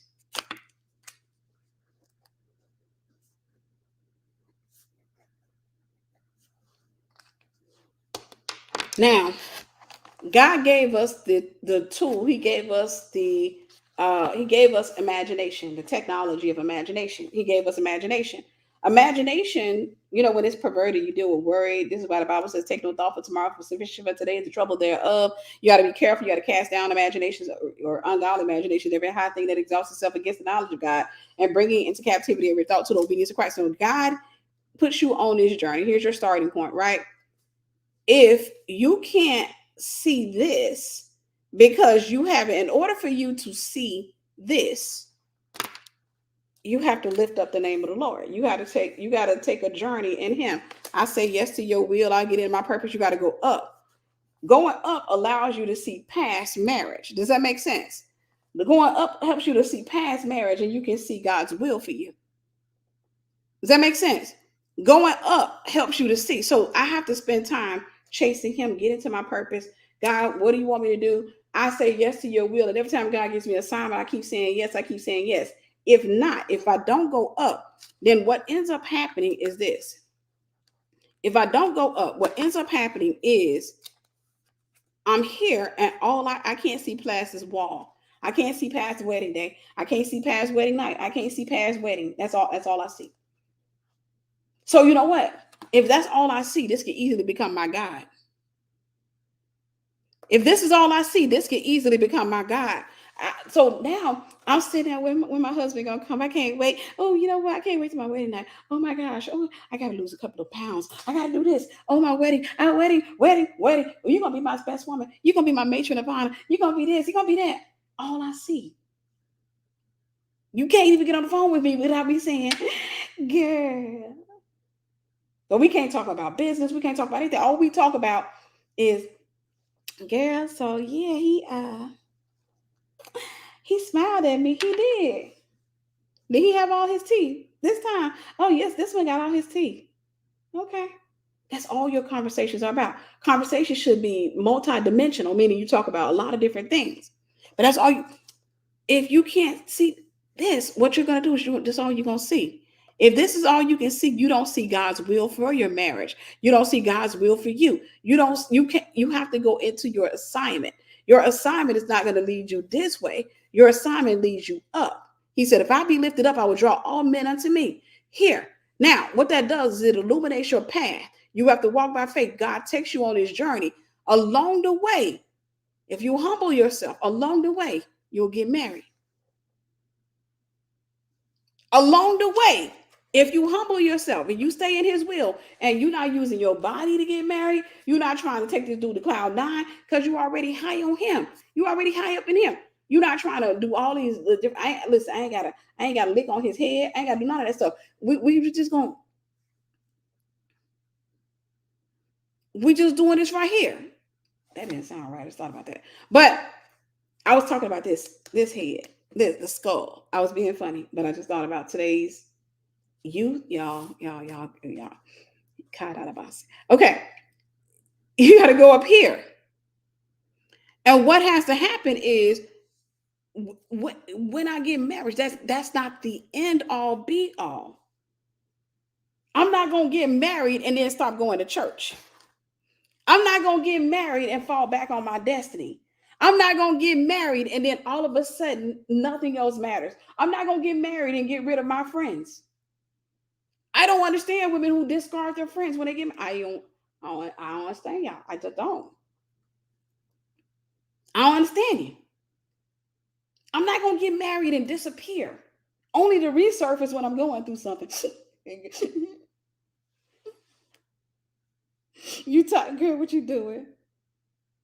Or how women do it when they discard you and they try to pop back up in your life. I'd have had too many resurfaces. I call them resurfaces. Come back, hey girl, what you doing? We gotta do lunch. No. Negro, you hurting and you want to talk about your husband. That's all. You don't want, you can't afford to pay a counselor. You don't want to pay no counseling. See, I give you the language for it. You can't afford to pay a counselor. You don't want to pay no counselor. So now you want me to sit up here and sit on the phone with you all doggone night and talk about the crap you're going through with your man. I'm not interested. Where were you 3, 4 years ago? Leave me alone. Now you want to resurface when you're going through something.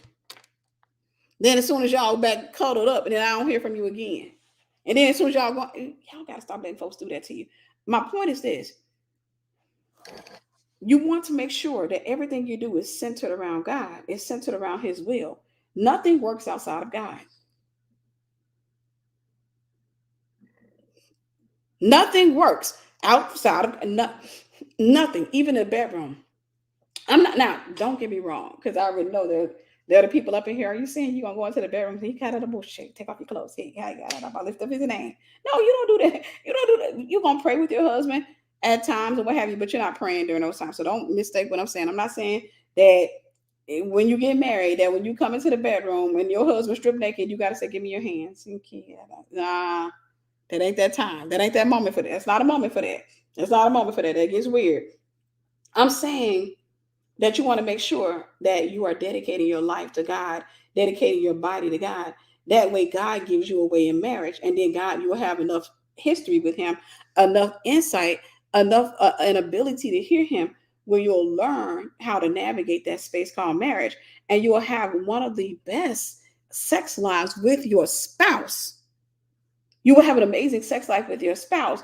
Whereas your friends and your sisters in Christ, they over there stabbing their men. They doing everything they can. Girl, we went to the sex store. We going on a couples retreat. Okay, that's a cute. Is it a Christian one? Mm-mm. Is it with the church? Mm-mm. Type of couples retreat you going on? Um, they call it Basset Hound. Basset Hound. What's that? It's a couples retreat. Now, y'all, I don't know if it's any a couples retreat called Basset Down and being funny, so don't quote me on that. Oh, let me look. Wait, when you looking it up? Let me look it up. Basset Hound swingers. Sis, why you going to a swingers? We ain't gonna do nothing. We kind of curious. Girl, it says on their website they be walking around the retreat naked all weekend. It's a naked retreat. We're just trying to discover.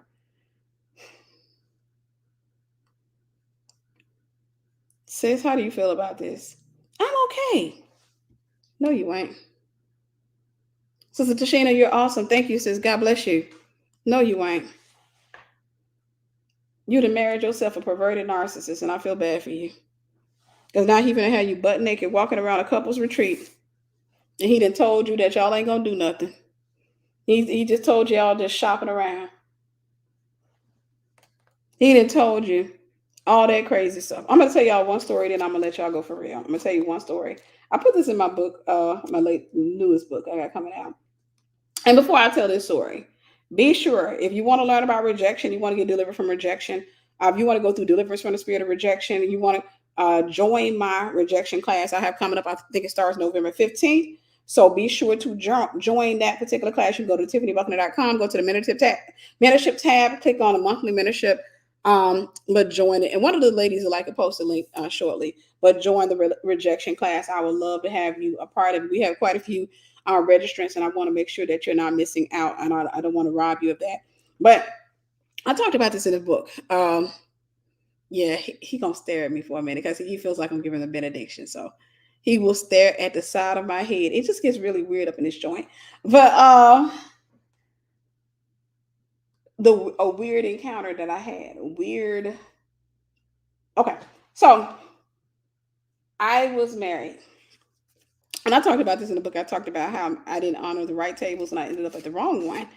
And it was just a weird encounter. So we got married and he comes home one day. We were living in Germany. He comes home one day. He says, "Did he? One of my coworkers has invited us to, him and his wife, to their house to go and hang out with them." And I said, "Okay. All right. Black Diamond, you're awesome. Thank you. God bless you." He said they have invited us, so we will go. We will go on Friday. I said, "Okay." No, he said, I'm like, are we eating? What is it? You know, what type? He said, no, we're just going to visit. We're just going to go hang out. I said, all right. She, Sister B posted the information for the mentorship. Thank you, sis. I love you. Thank you. So he said, we're just going to hang out. Y'all, this is a crazy story, okay? He said, we're just going to hang out. I said, okay. So we get over there. And I remember we get in. It was a white couple. They invite us in and would take us into the living room. And you know, we're in Germany. They're German. He speaks German. They spoke a little bit of English. Most Germans, you know, they learned English in their schools. So they spoke a little bit of English and what have you. So they're speaking in German and they would, you know, occasionally navigate to English trying to make me feel a little bit better. So we sit on the floor. They got this coffee table. I don't remember, I think it was one of those Oriental tables. We sit on the floor and the guy says, "Oh, you must drink." The guy, I don't, I'm trying to remember the German accent. It always sounds like they're cursing to us. And yeah, but you must drink, you must drink. I said, no, I don't drink. He was like, no, you must drink. You don't drink. I said, no. Now, I had a conversation with the man I was married to. I said, we're not getting over there and getting drunk. We got to catch the bus back, okay? So I don't want to carry you. So please, can we not do that? Because, you know, so the guy was like, "You must drink." He said, "This is something everybody." He said, "This is my favorite." He pours out this little milky stuff. I said, "No, thank you." I held my no. And my ex first, he kept saying, "No, no, no, no." Then finally, he was like, the guy said, "Come on, one, please, please, please, one. You got." So finally, he takes a drink. The guy said, "You like that dungeon?" So the man's wife is walking around, girlfriend, wife, I don't remember what she was. She's walking around, she's taking a drink, and she's just looking, and she's like, "You need anything?" I'm like, "No, I'm okay." So again, we're sitting on the floor. He comes, with my ex finishes his drink, he pours another one. "Oh, you gotta take another one." The whole time, I'm like, I'm looking at this dude like, and he was like, "No, man, I got it." He was like, "No, come on, man, you got to take another one. Come on, you got to take another one." I'm looking, I'm like,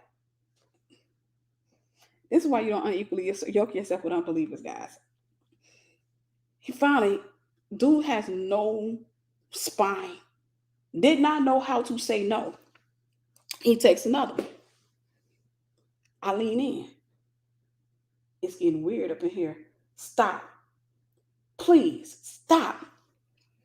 Because the man was all touchy feely. He was like, "Let me see your hand. Oh, you have beautiful hands. Oh, you got why are you clutching my hands like that? That's husband and wife clutch. Won't you know that's couples clutch." He's doing and he said, "Oh," and he go over there, he stroke his wife, a girlfriend and stuff, and she over there moving off on it. I'm just like, I realize them be some swangers. Them be some swangers. They trying to get us drunk. I'm over here. Stop drinking. He was like, "Just one more, baby." I'm like, "Stop drinking." And he's like, "Okay." I'm like, "Stop drinking. Stop it." The guy, come on. And then he puts a drink in front of me. I said, "No." He said, "No, you got to I'm pushing back in front of him." I said, "I don't want it." He said, "Come on, just a little bit. You don't have to just try it." No, thank you. I'm pushing it back. He pushing, we got into the pushing match. And then he get put one in front of my ex. I said, now my ex by this time he's starting to do this right here. I said, "Stop drinking." Baby, I'm not drunk. The man keeps coming up. He was like, "Oh, come here. You want to dance with me? Come and dance with me." He dancing with his girl, rubbing all over her. They getting all sensual. I'm talking about she into it. And my ex over there, another drink. Stop. The guy goes, he pours another. He says, "Here, come on. I'm not taking no from you. I'm not taking no." And I may be exaggerating the story, but this is a gist. He kept pushing drinks in front of us. That dude kept drinking. And finally, I said, "Oh, they were good and serious. They were good and serious." The wife, I'm talking about, you could tell they were into some stuff. And the man said, "No, you can sleep. You can sleep the night. You know, you don't have to go home. Drink. You can stay with us tonight." He said, "You know, you can sleep in our bed. You know, we have fun. You know." Stop thinking.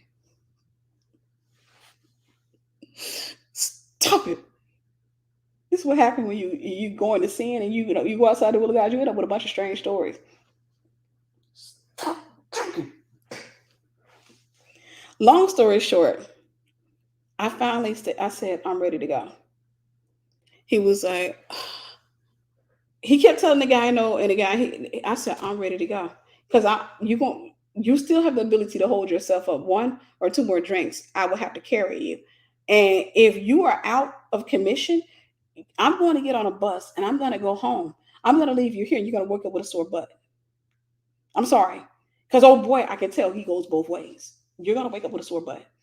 You, you're going to wake up with a sore butt and an STD. I'm sorry. So I get up and I said, "No, we about to go." He was like, "No, sit down." This man's getting unusually close to me. Rubbing up. He was like, "Sit down, baby girl. Come on, sit down." He said, "You're so beautiful. Oh my gosh, you're so beautiful." I'm talking about he going into, "You're so sexy." I said, "Back up. Excuse me. Let's go." Back up. He said, "Come on, one more drink." I said, "You have one more drink, I'm leaving." The guy, I said, if he had you have one more drink, I'm going to leave you here. I am going. Finally, I get him to stand up, and I had a coat. I remember they had to go get my coat. He was like, "Let me put the coat on you." I said, "No, I got it." Man gets in front of me trying to put the coat on me. "Let me help to put the coat on you." The wife acting all sensual over there. She acting like she having an orgasm. I was like, "What the heck?" Get out of there. We get on the, I went off. I said, "I need you to have a spine. Because look what you exposed me to. Your co-worker wanted to do some stuff to your co-worker's a swinger. Not a swinger, but a swinger. I was a swinger. That man, when we were leaving, I remember he asked for a hug, and I was like, "No, we good." He was like, "No, I not take no for an answer." He grabbed me, pulled me close, and he's like, mm. I was like, "That's enough. We gotta go." His wife comes, says, "Can I get a hug?" I give her a hug. She wrapped her arm all around. She didn't just wrap her arm around me. You know how they put their arm around your neck? She pulled me in.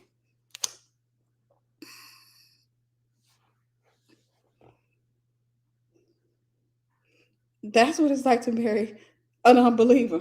They will put you in some really weird situations. Nothing happened, but I can tell you without a shadow of doubt, I can say that I downplayed some parts of that story and I may have exaggerated because I don't remember it in its entirety, but that's the gist of it. And I will tell you without a shadow of doubt, I realized while we were there that they were planning to swing. I realized while he was there, they were planning to.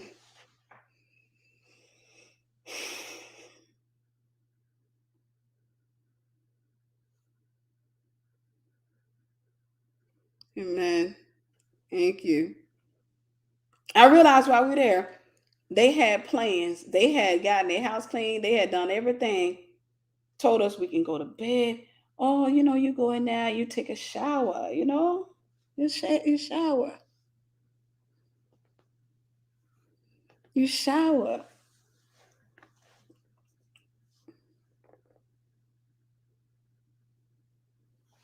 Amen. Love you, Sister Violet. You shower. You shower. He will take care of you. We take care of you all night. So that's what it's like to get into a relationship, a marriage with an unsaved person. A relationship is marriage with an unsaved person.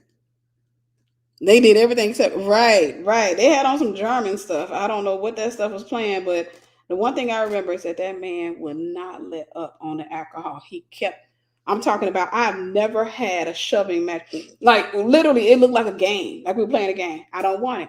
Come on, no, I don't want it. Come on, I'm not gonna drink it. I'm telling you, you're wasting your time. No, I'm not drinking it. Just one no. No. No. No. They wanted to know you too. Right.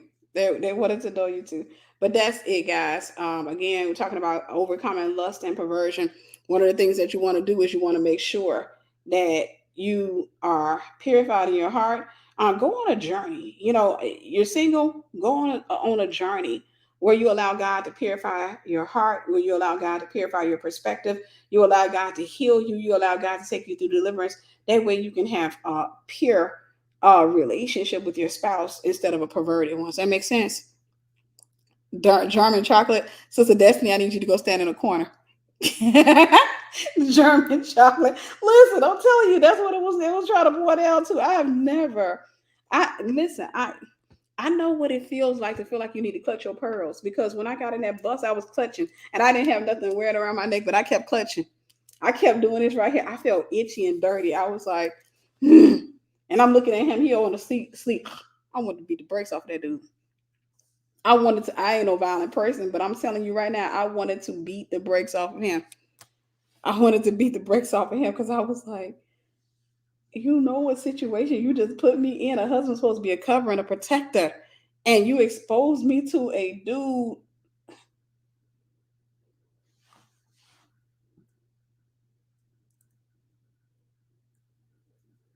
What should you do during a fast? I feel like I'm not eating and reading the word, but I want more from this. Read the word. You want to spend time in prayer and reading the word. You want to have strategic times of prayer during the fast, like okay, 3 o'clock, because if not, you're not going to pray. You know, a lot of times during the fast, and I have been guilty of that during the fast. I just don't eat. And so what you want to do is you want to create a schedule and say, let's say 3 o'clock, 7 o'clock, 8 o'clock, I'm going to spend time with God. And you also want to have those random times. So you don't want to just kind of limit it to a formula. But you also want to make sure that you're reading the Bible, but you're praying, you know, and you're spending time with God. You want to even have what I call a hear session.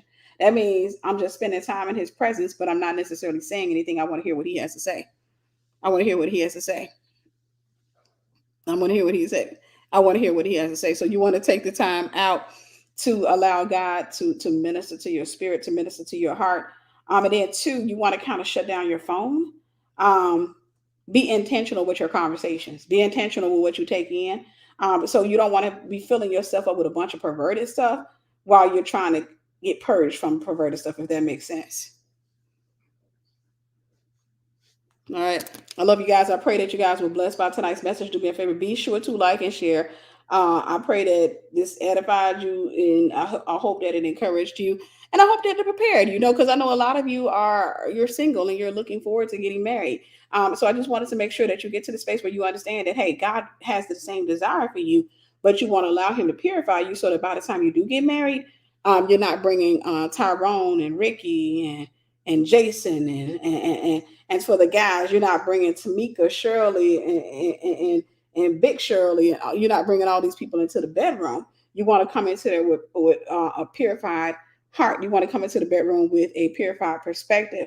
That way, you're not coming into the bedroom thinking that I need to figure out what I'm going to do next to make this experience heightened. One thing I believe that effortless, and this is going to sound weird, but I believe effortless sex, I'm talking about where you don't have to try to figure all that crazy stuff out, is typically the best. Because if you're not trying to figure it out, you just have that intimate relationship where you know what have you. That's going to be your best sex that you have with your spouse, because in that moment, you're taking the time out to get to know, or you've taken the time out to get to know that person, and you're still learning that person.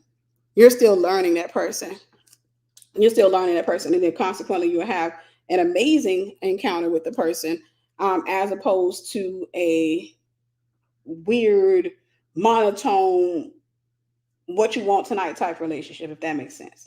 But anyhow, I love you guys, and I'll talk to you soon. All right, love y'all. Bye-bye.